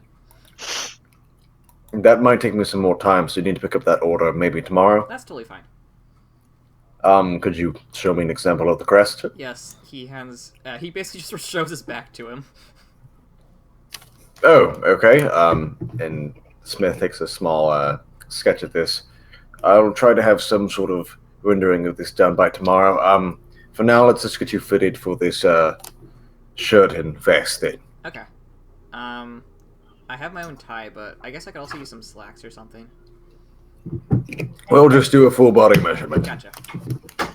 And Smith begins measuring you as well, and finds the best sort of matches to what you want. They look pretty good. It's nice. It feels a bit like silk. It's more resilient though. Mm-hmm. Whatever it is. So smooth, but still strong. Won't tear that easily. Yeah. But yeah, it looks pretty nice. Cool. I think this should do it. Okay, for this full outfit, 10% discount. This is going to be 120 gold. Sounds good to me. Here you go. And he takes some money and puts it back in the safe as well. And your cape tomorrow will be an additional 20 gold when it's done. Okay. It's to your liking. I'll just pay you in advance then. Oh, okay. Well, you're welcome to. He takes the additional 20 gold and puts it back there. Alright. Alright, gentlemen, it was a pleasure. Of course. Alright. And he sort of just like, no, I'll get started on that. I will see you tomorrow. Of course. I'll be here first thing in the morning. Maybe come more around noon. Alright, I'll come in the after. I'll give you. I'll take lunch and I'll take my time. I appreciate it. And the two of you exit the Threaded Needle. Cool. Alright, so I was gonna go buy a book for no particular reason. Alright, I guess I'm just talking to myself then. Bye, Ray. Ray, you I'm there? sorry, my bad. Alright, well, again, never mind. Say that again. Say that again. I was gonna go buy a book for no particular reason. Oh, okay. Is it gonna be like the ones that you gave me? Well, the one that you gave me. Yes. Also, how's that coming along? I haven't gotten much time to read it outside of like when I was on my breaks from training, but so I haven't gotten to get into it much. But I like it so far. It's different because I've literally never read Yeah. a book, I guess. It's really interesting, that's for sure, and there's a lot of volumes towards it. I'm assuming you have them all, or you're going to get more? Well, the author likes to take their time. Right now they're only about in the 4th series so far, so I was going to go buy the 2nd one. I already technically have it, but I was just going to buy another copy. Why are you buying another copy? Reasons and things, Ray. Reasons and things. Can I roll sense motive? You sure can, yeah.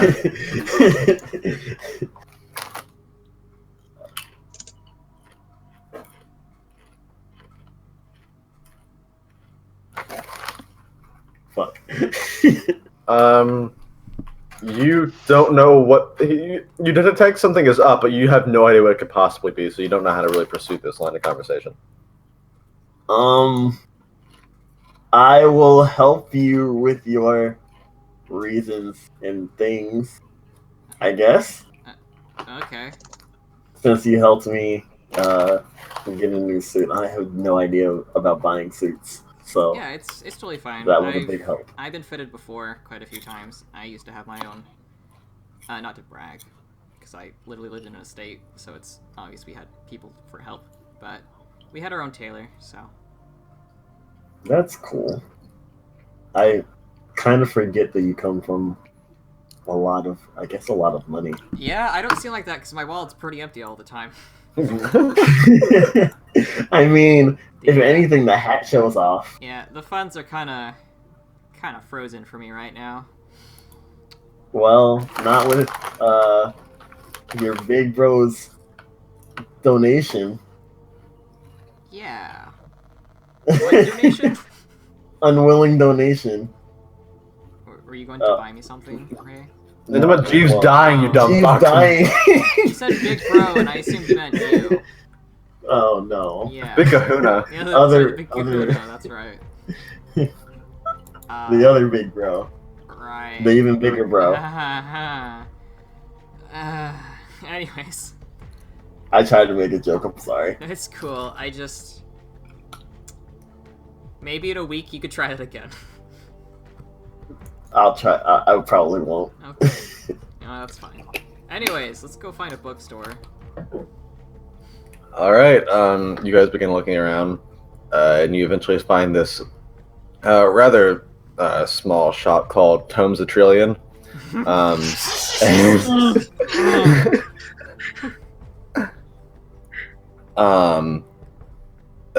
And you head on in there, and it's this it's a pretty decently sized bookshop for High Mall. It's very tightly packed in there. You see that they really can't afford a rent for a bigger place, but they make do with what room they have. Is it related to Novels and Nobles?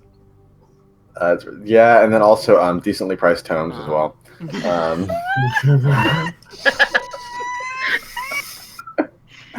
Anyways, you guys walk in there. There's a sort of dejected, nerdy girl behind the counter, wearing glasses. Hi. Hi, welcome to Tomes a Trillion. Does her name have to be Jessica Murchie? No, Okay. this is no original OC. Do not steal. Okay. I was looking for volume 2 of the Valor series. Do you have the author name? There's a lot of books in here. Let me go think of a fucking author then. I could name drop the title for you. If that helps. I mean, we label like where the books are by the author in here, so it would kind of be more useful for the author name. Okay. Yeah, I guess I can look it up like in our filing system, like by the name of the book. I would, if you have the author name though, that would make it like 100 times more useful to everyone involved here. Yeah, that's true. Man, that author's name escapes me. You might want to give me a second to remember. Alex, why are you doing? Why are you guys doing this to me? Hi. It was the I fucking- spent all day doing this. I spent all day doing this too. Why are you doing this? Just, did you expect me to come up with a fantasy author for a fantasy book? Yes! Schwab is the fantasy author I'm reading right now.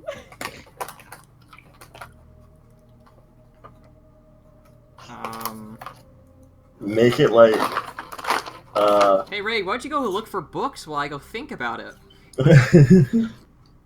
Sure.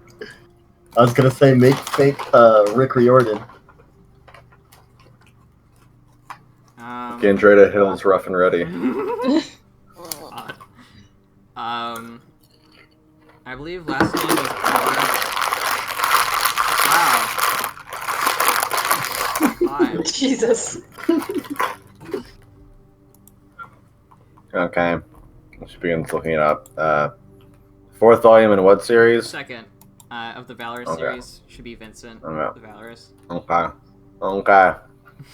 And she begins looking through it and comes back with it appears to be a used copy. Sorry, this is all we have at the moment. Oh, it's in pretty good condition though. That's fine. That'll be 10 gold. Oh, yeah, sure. Just hand over the 10 gold. Thank you. Also in the receipt there's a coupon for a cookie in the cafe. Fuck you. Oh, there's a cafe? We have I am $1 off there. select beverages in the cafe right now. I am so there. Do you want to go to the cafe, Of Arturio? course, I have a coupon for the cookie. Alright, you go over there. Free. And she slowly walks over there, puts a hat on her head. Hi, welcome to the cafe. Oh man, isn't that a big mood from when I was at work? Okay, I don't mean to break this immersion for story time, but I have to say. No. You got a what? I don't mean to break the immersion for story time, but I have to say something. Okay. Literally, I was by myself in concessions yesterday. Or was it yesterday? Whatever. And some lady was just like lost, so I had to walk all the way to the cash register, and she like didn't know what she wanted, so she walked all the way back. So I had to walk all the way back to get her popcorn again. And then she like went to go grab a water bottle and went all the way back there too. And she's like, "The water bottle's how much?" I'm like, "Okay, I just walked twice for you." And she put it back and didn't buy anything. Nice! Yeah, no, I got to get a good workout there. Where she saw me go from place to place, and then proceeded to complain about the price. Anyways, that's my Okay, story. so...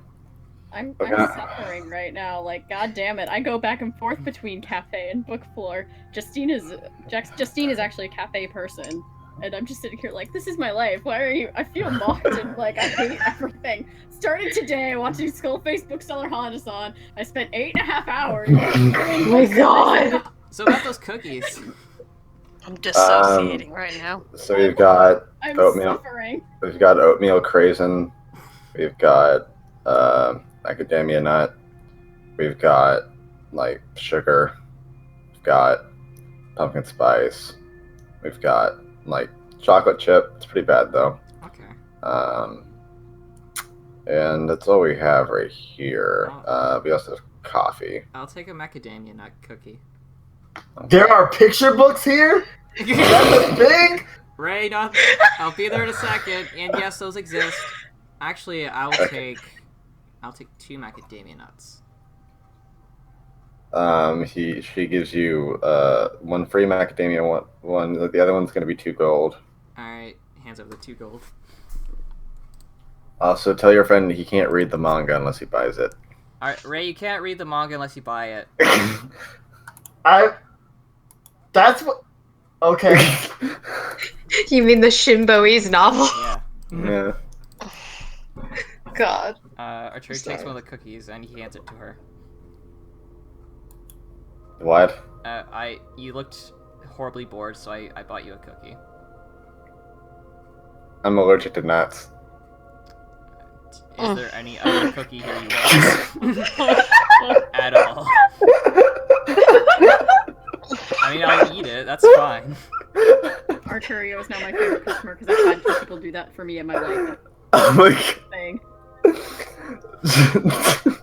god. Sorry, your reaction, Jordan, was really good. I appreciate the sentiment. That's honestly enough. I don't really need a cookie though. You should just give it to your friend. Okay. Appreciate it though. That's sweet of you. Yeah. I mean, like... Arturio, what's a good picture book? Hold on. I'll be right back. Arturio, what's hentai? Well- Crazy. Well, you see, when the Shinboi's novelists start to get spicy... You head on over to the. Are you looking at actual picture books, Ray? Or are you looking Yes, at like? that's what it was supposed to be like. He's in the Like kid section. Oh, Yeah, you just kids assumed you were looking at like adult stuff. You go over to the fantasy manga section, Arturo. He's not there. You find Ray in the kids picture book Oh, section. thank God. Oh, thank God. Ray, I thought you were looking at, sinful literature. That's a thing? No. I want to see this. It's not real.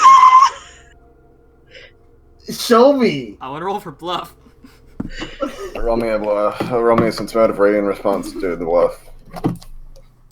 Remember, I'm gonna make you proud. I put points into this. Okay. Nice. That sounds about right. Ray knows he's lying. He knows where the smut is. You will show me these sinful books of yours. First, we're gonna look at the children's books where it's more PG, and maybe for good. I will maybe think about it. I'm always good. Doubt. Okay, so what books are we looking at here? There's a picture book about an elephant, Oh, and it has that's one of my favorite ones. it has big ears, and it flies with them. Oh, that was one of my favorites as a kid. Did you want that one? It's called Chungo. the floating chungo. And there's another one where this boy, he was like really, really broke, and he met a genie and wished to be rich so he could fall in love with this woman. Yeah, that was also pretty good. Man, there's like this other one that was about this guy who got lost in this like field of fairies. Fuck you. Can Dagon not get a break today? Let Dagon rest. It's not a picture book. I don't know any better. Oh, hey, it looks like Dagon. So- Oh Oh no. We're gonna put that one back. So, like, picture books exist. Why are these a thing? Oh, you see, when people are first learning to read, it helps to have a visual aid. So, like things like these are very good for you to start out with. Are you telling me that I'm in the kids' book session? Arturia looks. You're reading an adult novel about a flying elephant. Arturia looks like down a little bit. No, they're available for all ages. I was in the kids' book session. You were. But there's nothing wrong with that, because these still have a great story to tell, and there's some nice morals to learn. I'm 21 years old. Okay, but also, they still have a nice story. Age is but a number, I guess. Ray.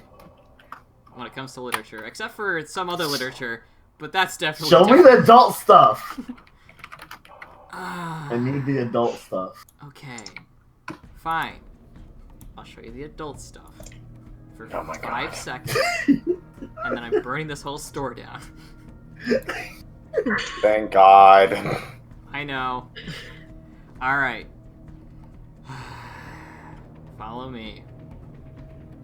Yes. Oh, the music is revving up for this. Our turn takes him just to the regular manga section.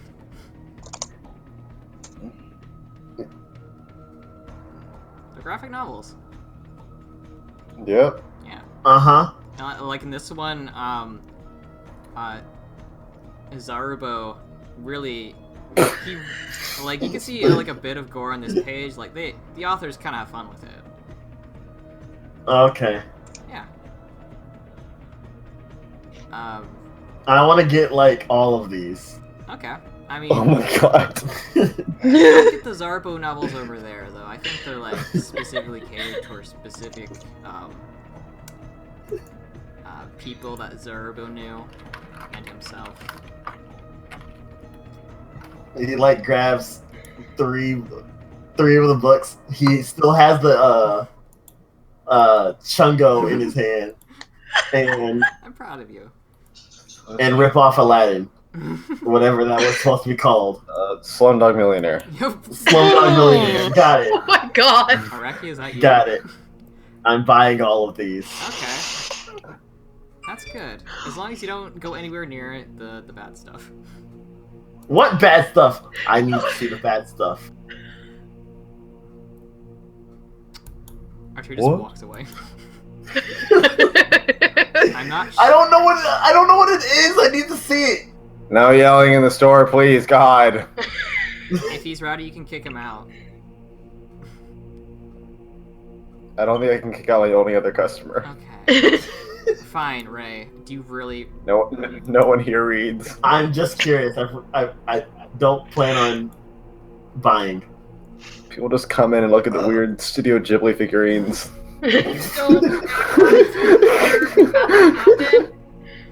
Please don't. All right, fine. Here's goes behind a little curtain. Here's the bad stuff. Oh, that's what you meant by bad stuff. No, Yeah, never mind. That's porn. Goodbye. It's porn, right? I didn't know that they Dude, made books of this There's stuff. some. How to Slap in 6 Easy Steps by Dagon. What? There's some nice Zarbo things in there. Oh no! Shakes his head no. No. I'm gonna stick with what I have in my hand. Zarbo and Nasuke really find the meaning of friendship. I'll take these. Okay. Good. Why is this so intense for a book reading? This is just the Heimdall music. Alright. Alright, oh, I'm sorry. This may fit better for the book. What's happening right now?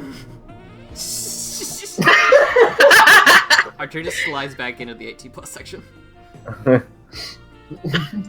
Ray goes to the counter with his perfectly fine regular manga and children's books. I want these, please. Are these for, like, your little brother or something? Yes. Okay. It's gonna be 30 gold. Here.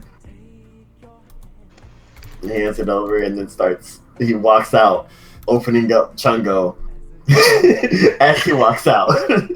Oh, boy. What the fuck are you doing? He doesn't actually. And the two of y'all exit the bookstore, I presume. Yes. He's Yep. done. All right. Mind you, he's walking with Arteria reading Chungo. Good. Favorite page. Let's see. One. And the elephant said, I can fly too. See? The elephant screeched. Oh, okay. Shit. Chungo and the demonic possession. It gets really dark at the end. Chungus starts absorbing the souls of the innocent. Chungo and the demonic possession. Alright, I guess we'll do the Laven and Mer thing together, I guess. Yeah. Yeah. That awkward moment when Laven has to say, "I'm sorry, Dagon needed me to do a thing, so I need to wait a couple more hours before I can do the thing." Yeah. Mert's like, do the thing. Okay. Alright, so I can do the scrying thing now. Alright, go on and scry now, then. I think it's just I closed that because I was stupid. I recall you just need the basin of water in the mirror and everything. Yeah, it's not. I don't think I have to roll anything. I think it's just will save if he wants it. Okay. Give me just a moment. Give me a little second. I think, yeah, my will save is a little bit lower than normally what it would be for this. Because I don't know him or anything. Mm-hmm. Actually, no, it's actually a little bit better, I think. What do I do? Because there's, like, a chart that tells me, like, what my will save modifier would be. And it's like, I have a possession thing, but I've heard of the subject. And those are two different ones. Okay, give me just a second.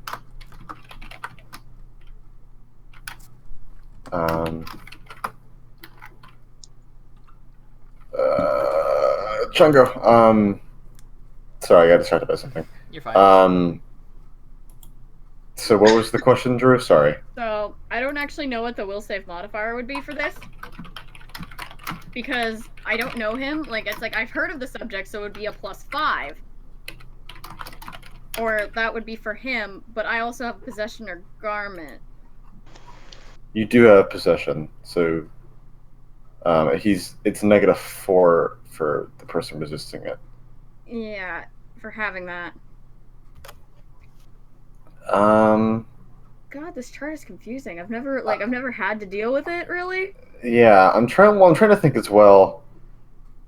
Is this to find his soul or his body? Like, I don't know how that works with this. What? That's a statement. Well, I mean, because he's deceased. Yeah, I think it would be the soul would be my guess. All right. Just because a dead body doesn't own things. It's kind of the soul that makes it what it is. Otherwise, scrying any of the people Dagon's body that he takes would, like, show them Dagon. That's fair. So I get a will save is what this is? Yeah, it's a will save. If he's on another plane, he gets a +5, but he gets a -4, I think. Because I have the possession. All right. And what's the DC? Since he gets, I think it's an 18. Yeah, it's an 18. But Okay. -4 for him, I think. That chart is kind of confusing. Well, he fails the save. Unless he's on another plane, then he gets +5. No, I factored that all in. Okay. Let's squeeze away to whisper again real quick. Okay, I'm having a lot of fun there today. Mer just kind of like, yo, what the fuck? God. Mer just like, okay, cool. Jessu, come with us. We've decided that you're with us. Oh, okay. Trying him. Okay. So, goddamn those mangas. Ray is a little boy in a big boy's body. I can tell. Ray knows nothing. Wait, what He's did, just been super sheltered his entire life, so like what did I miss? I was saying that Ray is is a little boy in a big boy's body. Yeah. I also love how Arturio, the 17-year-old, had to show the 21-year-old Ray where the smut was. I've read before. And Ray has not read anything outside of spell books. That's so why he went to the children's section first. it's like, oh, there are kids. Arturio things. just reads Ray to sleep with children's books. And And then the big elephant said, I can fly. I can fly so been- high. And he like shows him the picture. God. It's been so long since I've actually seen Dumbo that I don't remember half the things that happened in that movie. And then Right. Chungo erased the souls of all those who wronged him. Oh god, what the fuck? I don't remember this I think we got the installment. wrong version. Also, did Ham go somewhere? God. Yeah, he went into the Whispers chat with Drew and Jess. Okay. Yeah. Ray's never gonna know what that book's for. I just imagine him being a big what did you call Zarubo fan? Zarubo.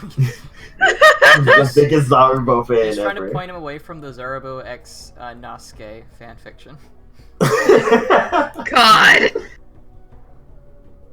Hey, someone out there Suddenly likes Ray it. starts wearing glasses and becomes huge nerd. God.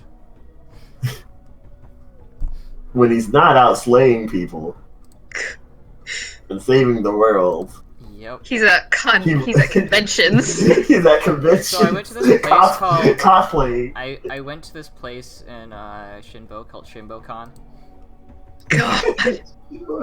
Shinbo Mania, sorry. I went as Zarubo. Yeah, I went as Zarubo one time, and I got lots of pictures taken of me. Can they take pictures here? Yes, they can. Pirelli made some, and there's some that were retconned now at Sartane that we totally took. Don't you remember that? I don't. Well, you do now. Oh, yeah, I do remember.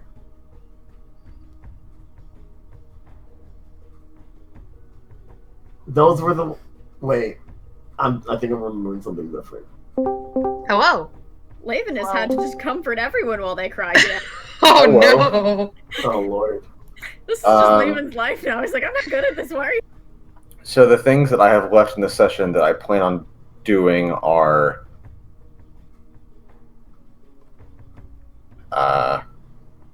and then fucking the body searching. Is there anything else anybody wants to do? Archer's Mila gonna does. give the book to someone he won't name, but I wonder who it could be. whoa, it's Once everybody gets home for dinner, Mila's gonna let them know about her plan okay. to go home. Okie dokie. It's for Is the plan like to immediately go home or to go home after this all, goes down? It's kind of like she's gonna go before all of this goes down because she doesn't know if she's gonna make it through the fight in January. Hmm. But she's going to come back in end of November, very likely. Okay. So she'll be there for the last month to help to catch up and like train with everybody. When is she leaving? Sorry. She'll probably leave in about a week, so around mid fantasy October. Okay. She's still got to get like set up with paperwork and all that stuff, and she still has like the notebook she needs to give the queen Hmm. because I feel like that's very pertinent. Yes. All right. Any reactions to this, any of you?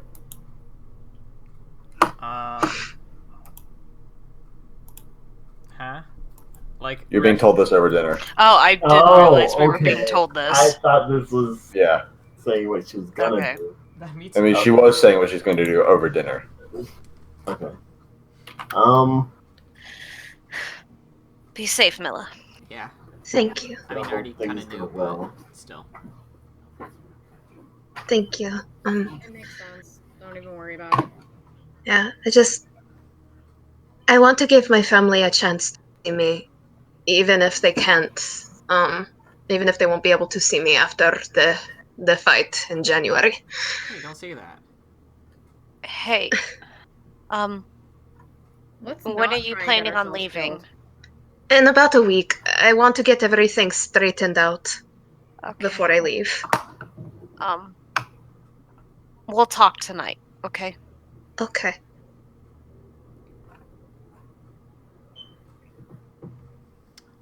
Yeah. All right. No one else wanted to say anything? No. All right, just want Farrah to be was sure. just making out with Andrea in the background, so he wasn't paying attention. Pharaoh's just been getting fucked. All right. If no one else has anything to do, what are we going to do first? Ray going to the funeral or body hunting? I'm gonna let that be up to other Alex if he wants to. Yeah, I'm fine with waiting since this is a Laven Mur adventure. Yeah. I mean, if you all want me to go first. It's just a matter of, do you want Laven Mur adventure first? Do you want to get yours out of the way? Because we're going with this is still gonna be a few hours later even for Laven and Mur, just because Laven's gotta sleep and rest because he was too busy trying to help his boyfriend to be considerate of Mur. I mean, no, y'all can go first, and then I'll do mine after. Okay. Okie dokie. So after dinner, y'all go to bed. We're going to kind of rush through this because I need to do something with Madison in a minute. But you guys kind of rest up for a few hours. Laven, after a certain amount of time, maybe around 4 or 5 in the morning, you're ready and you feel rested enough to teleport over there and you go to Murray's room and awake her. Mur, we can go now.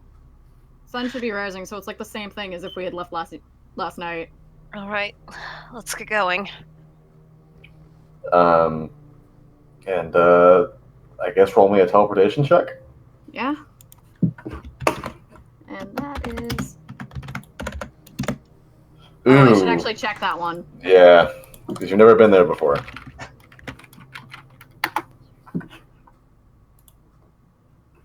I'm in a similar area. Or Viewed once, seen casually, studied carefully. I don't know where we would fall in this, actually. Does that mean we'd fucking be in the forest of Heimhall? Let me see here. You'd So I'm want. definitely not studied carefully or very familiar, but I don't think I've ever been there. No, you definitely haven't. It's not a false destination, though. Yeah.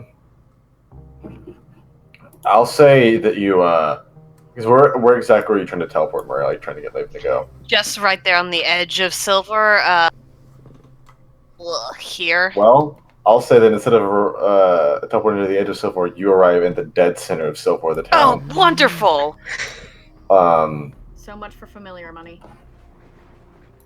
And luckily it's super early in the morning. And let me kind of turn this on now. Not really anyone's awake yet, but Murray, you felt immense terror as you look around. It's the same dusty old town that you saw maybe only a few times before. And she immediately puts her hood up and she looks to Laven. You might want to do the same. Okay, in which case, I should have, the Tacky Hattie polymorph. I would suggest looking as human as you can. Okay, that's... certainly try to do that. So, Tacky had a polymorph. I guess, Laven's gonna try and just be wearing a stupid outfit. What? You got to tell me a human. Who's he trying to look like? Kevin Bacon. Norik is the only human I could think of immediately. But I don't want to do that. I feel Oh, like wow. I'm Don't. You really gonna be like that? I don't want to be like that. It was just the first one I thought of. No, go ahead. Go ahead, Drew. No! Actually, yeah, probably I'm gonna do that because Laven's so stupid. Alright, Laven, you transform into Norik using the Takihata polymorph, and his outfit doesn't change at all. I feel like we need to let Rashawn know about that. Mur's just staring at him like, are you fucking kidding me? It was the only one I could think of. You said I had to be human. Yeah, I did say that. But you know what you're doing right now? You're putting trauma on top of trauma, and I don't appreciate that. Fine, No, just let's get out of here. We have to come back here late at night. Everyone's gonna be... I can go and I can steal some shit. Go back to Heimhall. Okay. You could take that thing off once we get into the forest. That's just in case, like, sees you. God. Alrighty. So Murray, you kind of get your bearings. It's been a hot while since you've been anywhere near here. Mm-hmm. But you know where you lived, and you begin heading that way. Did you bury Arielis near your burned down cabin? Yeah, it's gonna be like... I believe where I had her bury it was that she went to the Charter Ruins and buried him straight in the center of the house. Alright, then it's kind of difficult for you as you approach. The area you used to live, you see the little creek where you and your father used to fish when you were really young. And you feel cold approaching what used to be your house as you see hardly any remains of what used to be a small cottage sitting in the middle of the forest. Home, sweet home. Yeah, that's... And she lowers her hood because she's like, fuck it. That's... Did either of us bring a shovel? Just kind of looks at her hands. I buried him without a shovel. I'll dig without a shovel. And she just starts approaching her burned down, charred, gross, overgrowth house.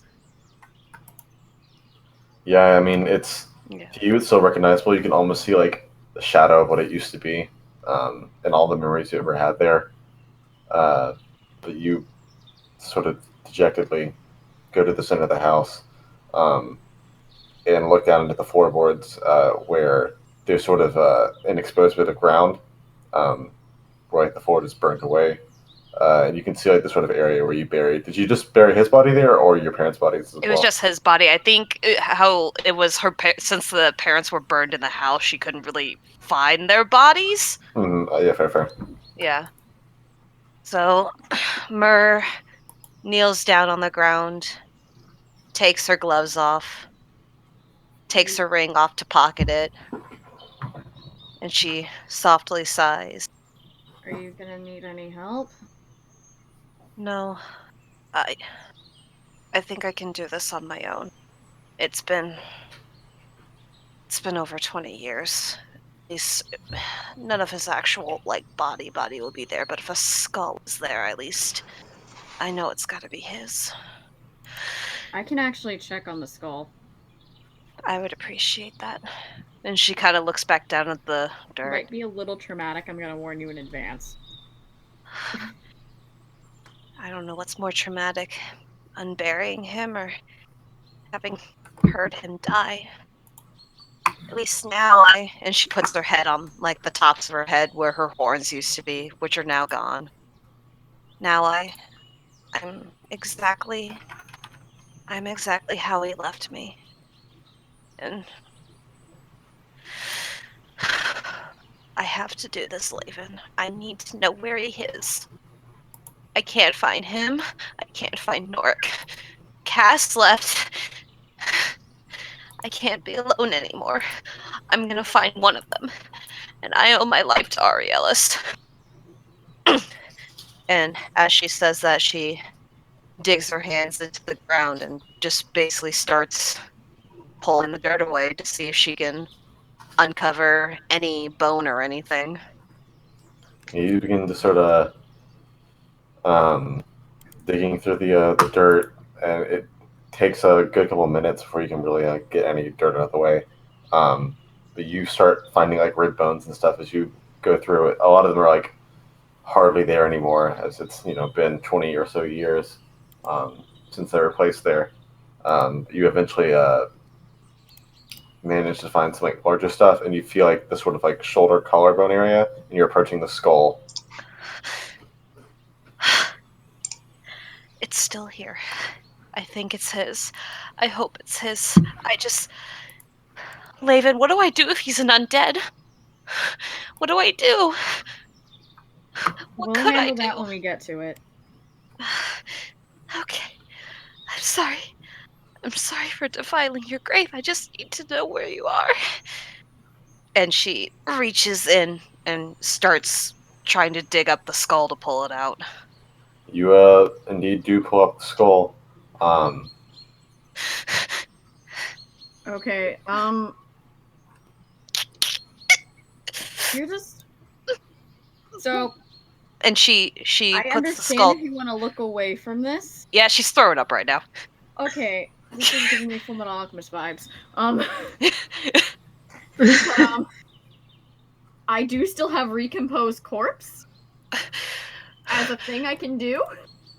What? What does that something mean? I studied a while ago. What does that even mean? You know how Chris had that weird body where he looked like someone that person very close to you finds incredibly attractive, but also Zarya, this very buff lady. You mean the body that Chris had after he was a skeleton? Yes. I was the one who changed the way he looked. It is one of my proudest moments because it was hilarious. Good job. She gives an awkward thumbs point up. is I could do that because he's a corpse. So I can recompose whoever this was. So it would just be his body, though. His soul still be there, his right? soul would be gone. I'm not bringing him back. It's just you might have to look at his dead body, or it could be your parents, or it could be any number of, or it could be someone random. Yeah, that would be really unfortunate. Vomiting over a stranger. You can do that. I'm gonna go wash the puke out of my hair. Okay, you're gonna have to identify them. I don't know. Identify the bones. The body once I regrow the flesh. If it's my parents or if it's him, I should be able to tell. Okay. Mother is obviously female. Yeah, and that'll help. The difference between father and Ariellis. Father had much paler skin. He was Could I roll knowledge nature to see if I can tell the difference between a female skull since there are like innate differences? Yeah. Sure. That would be knowledge nature, right? Yeah. Yes. Yes. I'm glad Vale is here just to tell me what I roll. I think I have. Wait, is Vale with us? No. Oh, okay. No. I was doing a stupid voice. Yes. Yes. Yeah, this is definitely a male skull. Okay, this could be your dad or Arialis. This isn't your mom. That'd be really weird if it was father's. I never found his or mother's body. I just Well, assumed. bones don't really burn, so it could be either. Well, it's not your mom. This is definitely a male skull. How would it get underneath? So, there? gonna recompose that Yeah, corpse. I'm gonna go to the creek really quickly. Large moment, like an entire character arc moment. Yeah. And she kind of stumbles that way. Yeah, I don't remember how we did this before, Alex, but I think that was actually alter corpse is what we used on Chris. Yeah. We've only recomposed corpse once. It just happens. We did with Leonara back at Dalgard Keep. Oh Yeah, just sort of like dust and flesh begins reattaching to the bone until it looks like it did when it was alive. yeah. All right, so you as soon as Mur is sort of out of eyesight, you begin casting the ritual of recomposed corpse on the skeleton, and flesh begins reattaching to the bone and forming sinew and tendons and stuff. And after about 2 or so minutes, this is a long dead body. So it's taking a little while. You see a young man's body, brown hair, long sort of beard going on. He's naked currently, but he appears to be human as well. I think this is Arialis. Huh? And she stumbled. He's kind of naked right now. I don't care! And she stumbles that way. And upon seeing him and all of his nakedness, He's aroused. she Ah, falls Or to necrophilia confirmed. she falls to her knees, and she just takes his head and puts it in her lap and just starts bawling. I'm going to assume this is in fact Arialis. It is. Oh God! It's been so long. Okay.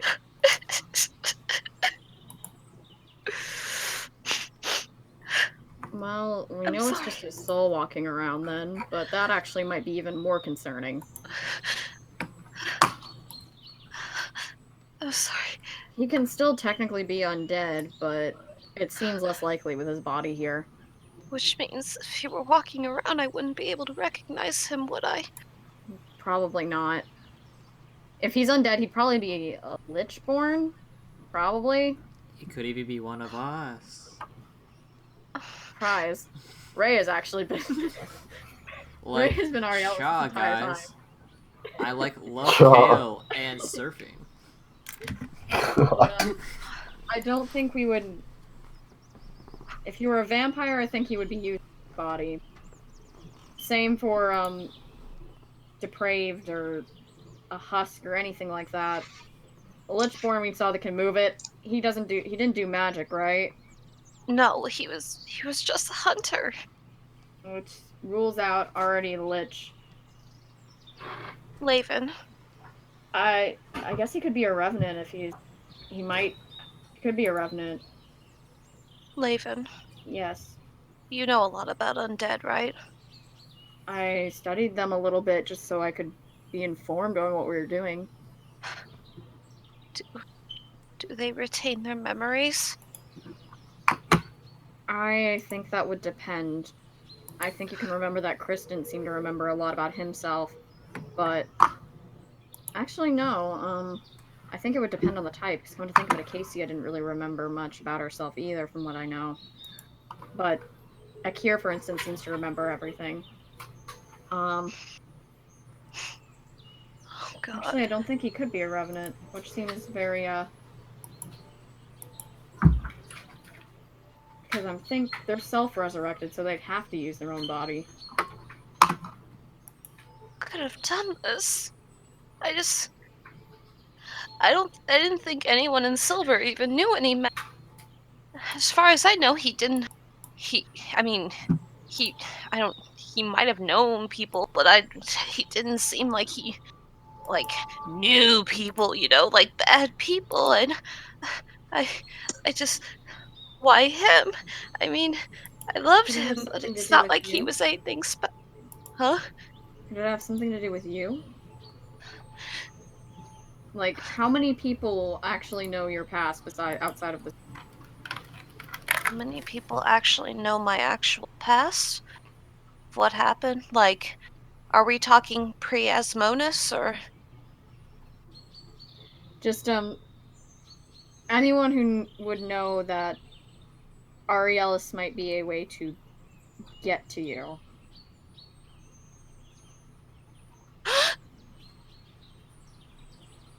and she kind of gently rolls his head kind of away from her lap. Laven, Mm-hmm. there's someone who literally has something that has retained all of my memories, chained up in a heart-shaped collar. Oh no. Oh no. Oh, Oh no. Definitely possible. We don't know though, but we just know that he was surrounded by a bunch of undead. It's possible, and it actually probably confirms that the undead army would be Agatha. It's either the undead army or it's her demon army. Which means somehow No, she they got were a. definitely undead. They were definitely undead. Which means.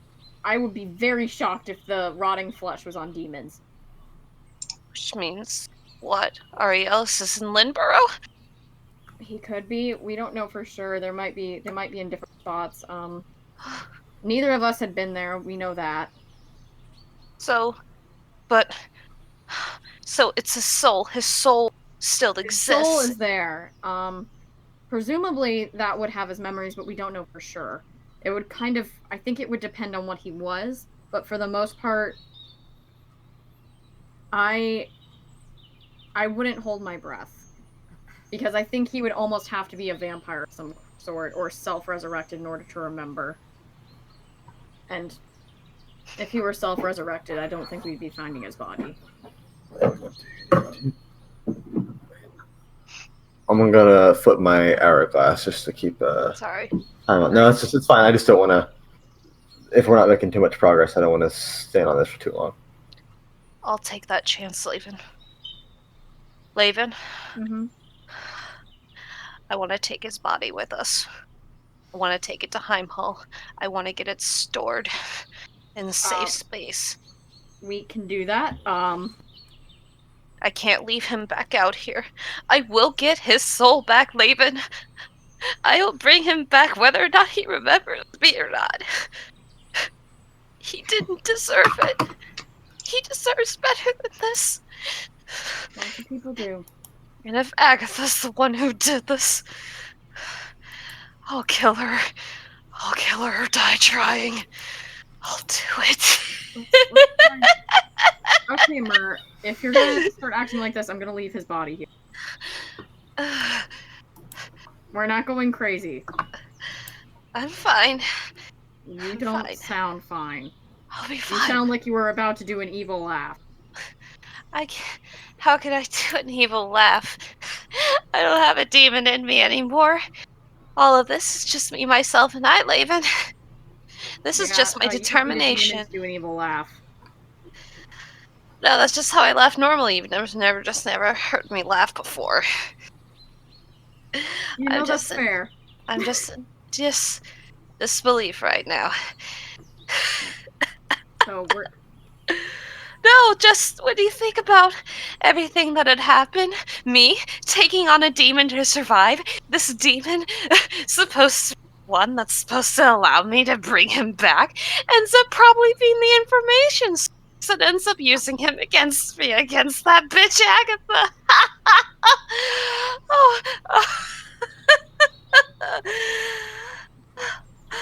Oh, Laven.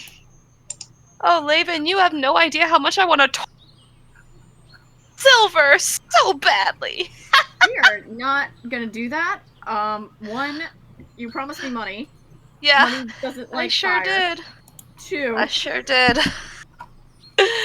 Oh god. Let's just not burn this place to the ground because that's very counterproductive. No, I want them to suffer.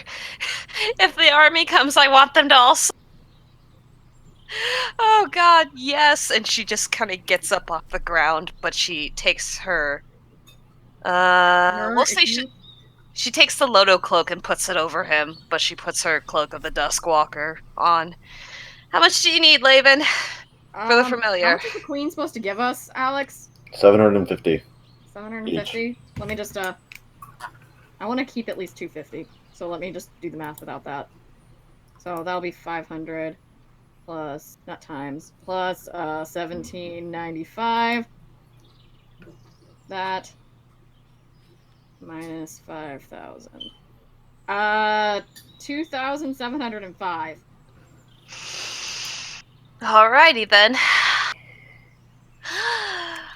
I have to think of the best place. Yeah, no, I'm breathing. I'm breathing. You hear me breathing? I'm breathing. Okay. You know, it's a little too early in the day. How about this? We teleport him out of here. We get him to a safe spot. When it becomes evening, I can ask either you or even Dagon to take you back here, and I'll get your money. How about that? Yeah, we can do that. Yeah. If it's Better to do it under the cloak of I can darkness. just rest again. Yeah. And I think you need a bit of a break. We are not gonna. I don't think you're gonna be a very successful thief right now. No, of course not. Because right now I want to torch the place. I think we should get out of here. Take me. Yeah. Okay. Take us back to Heimhall now, please. All right, and you guys zoom off back to Heimhall. Yeah, you good? Yeah, that one I'm not worried about. Okie dokie. And we'll assume that you guys find a way to store his body and everything. Yeah. And Ray, we're gonna finish off with you going to the funeral. Could I still get the book? Yeah, if you want to RP that with Mila in the chat, you're welcome to, or you can do it. Discord chat. Yeah. Okay, just want to be sure. Ray, so I guess the day or so passes, and you get all ready for the funeral. You get everything fits well and everything, so you're not concerned about the other thing showing. And do you show up early? You showing up like fashionably late? What's going on here? Showing up early. Okay. Are you going to the inn, or are you going to try and meet her at the graveyard? Meet her at the inn. Okay. So you go straight to the inn and sort of head up to her room. And do you knock, or you just wait outside for her to be done? Knock. All right. And she comes to the door a moment later. You see she's wearing a full black gown now. And she gives you kind of a soft smile, just trying to show appreciation that you're here. Hi, Ray. Thanks for coming. Hi. You look nice, all things considered. Hey. I was actually gonna say the same about you, but Thank you. You ready to go then? Yeah. And she kind of comes out of her room and walks behind her and holds out her hand to take yours. Do you accept it? Yes. All right. You grasp her hand. She has very smooth skin, very dainty hands. Yours are much larger than hers.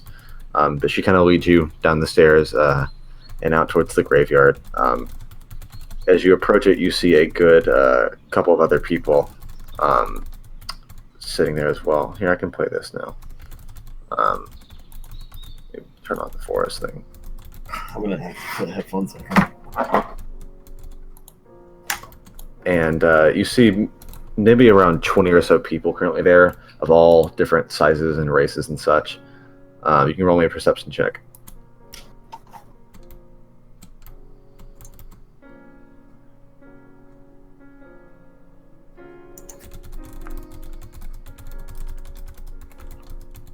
You kind of feel awkward really seeing any of these people, and so you don't stare at any of them for too long. You see a sort of stout human man with a bald head that appears to be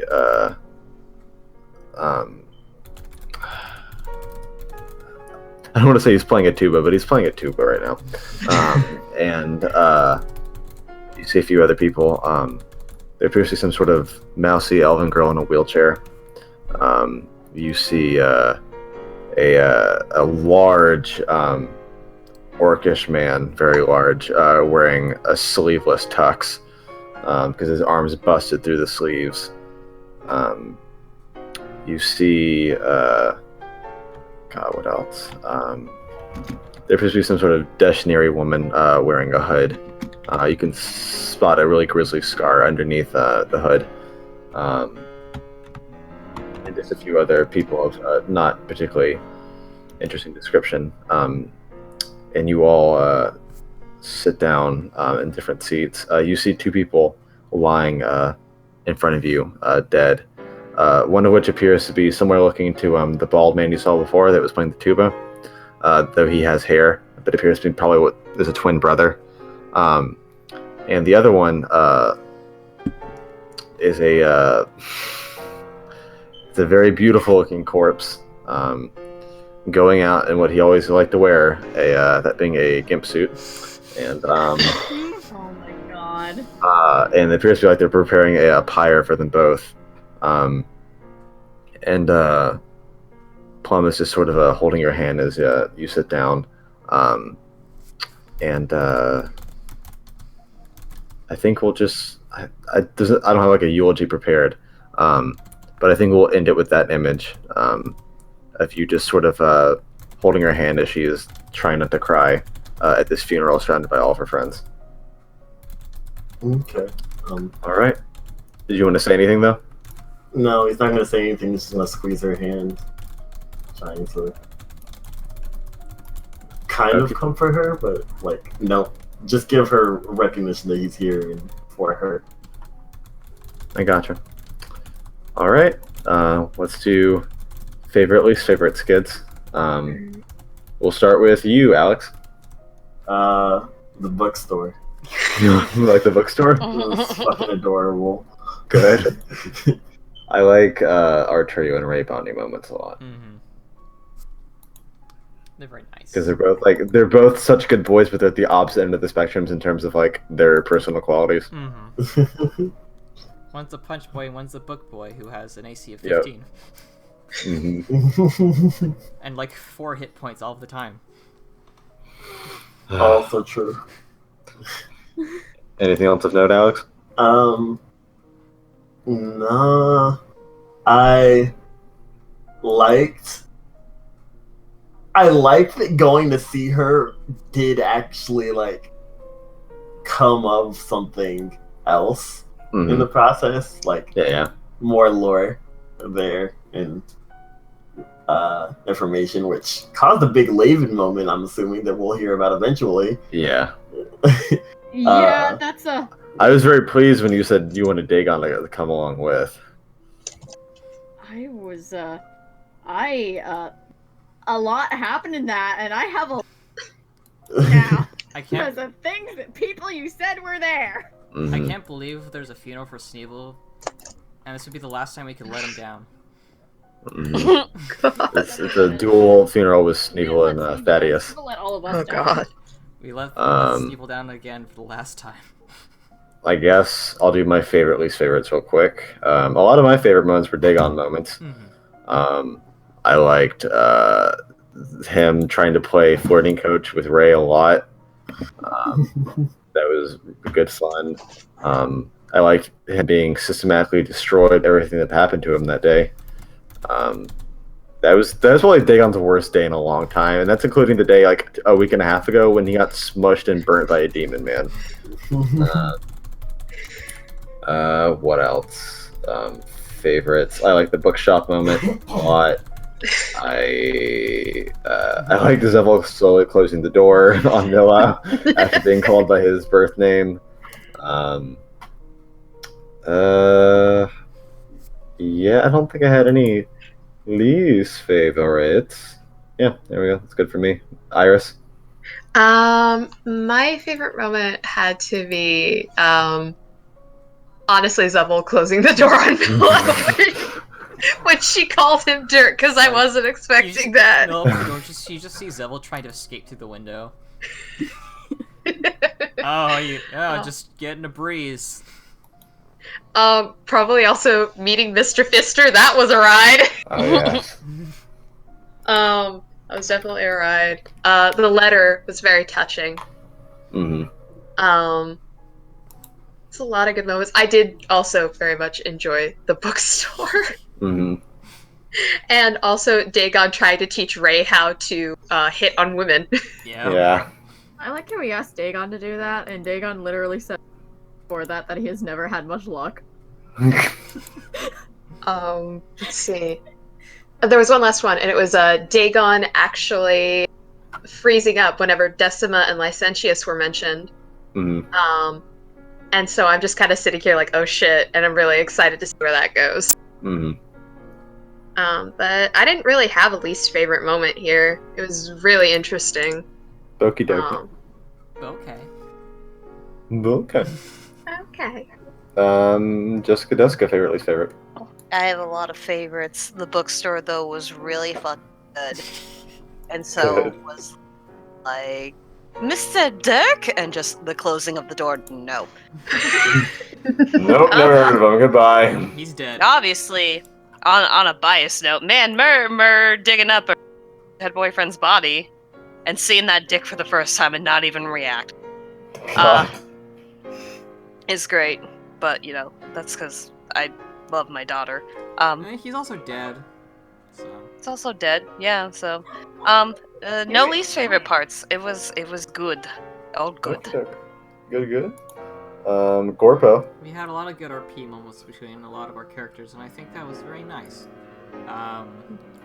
Cool. Like some Artillery Ray stuff is pretty good. The bookstore was interesting for sure. Mm. Let's see what else. Like, yeah, the Dirk thing was really funny, and it's just because I know HP, I was cackling the entire time that Mr. Fister was there. Yeah. Yeah, and that with Fucking HP on PCP. literally HP if he took like more steroids. Yeah. And like wore like platform shoes. Mm-hmm. Sorry, platform legs. For legs. 9 feet tall. That's too much. Mm-hmm. What else? Like the Mirth thing digging up the body was pretty good. Dagon finding the worst possible person in existence was also pretty good. Yeah. And also just the date scene. But The yeah, date scene. the attempted date scene. Mm-hmm. Yeah, no really least favorites. Okie dokie. And Drew Seth, favorite, least favorite. Favorite, I enjoyed Laven's conversation with Dagon. It got a lot darker than I was expecting it to. Like, there was a lot happening in that I was not expecting. I was like, oh, okay, we're gonna talk about the thing that, like, Dagon said he wanted to talk to Laven about that. Like, oh, okay, cool, we'll talk about that now. Just get it all off your chest at the same time, why not? Yeah, I was like, oh, okay. Oh, that happened, and then Dagon, just the end and just a lot. Mm-hmm. And yeah, that was a favorite. Even if I am disappointed that he did not confess his undying love. Of course. I think he realized his undying love in that moment, and that's why he wanted to leave. Oh, okay, cool. I like that. But as far as like some character stuff, is Laven is really, really bad at this kind of thing, so I'm kind of glad he was to do it a lot. Mm-hmm. Like, he doesn't know how to react, and it's pretty obvious, and he knows it, but it was just... I don't see him changing too much from it, but it's just nice to see him in that, like, state. I liked the Laven adventure, because I feel like they played off of each other pretty well. for it without, like wanting to kill each other.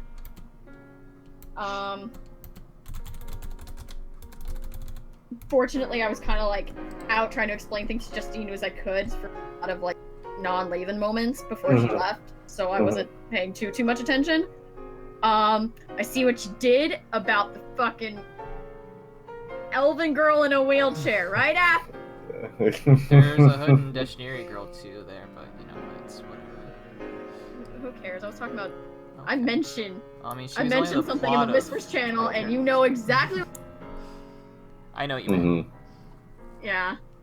It's like I literally like. I'm not gonna say what we talked about in the Whispers channel. I'll just say that Zelia got mentioned, and given the scene, you can't see me, but I'm making a face at my computer. What kind of face is it? Is it a cute face? All of my faces are cute faces. But is it meant to be cute? No, it's meant to be. Yeah. But least favorite is also my favorite, but I can't escape fucking bookstores today. God damn it. What? Yeah, I changed mine. That was my least favorite part. Like, man, I woke up this morning, I watched Skullface Bookseller Honda Song because it was the only one of my animes I had time for. I went to work at a bookstore for 8.5 hours. And then I come here with my friend, who was also one of my work friends, at the bookstore to chill for a bit, and then I go back to a bookstore. Yeah. I didn't go, but I was mentally there because that was after Justine left. Oh, Man, I'm just tired. I feel you. All right. Well, that is session 35. Gorpo, you can boop out. I can. Boop boop.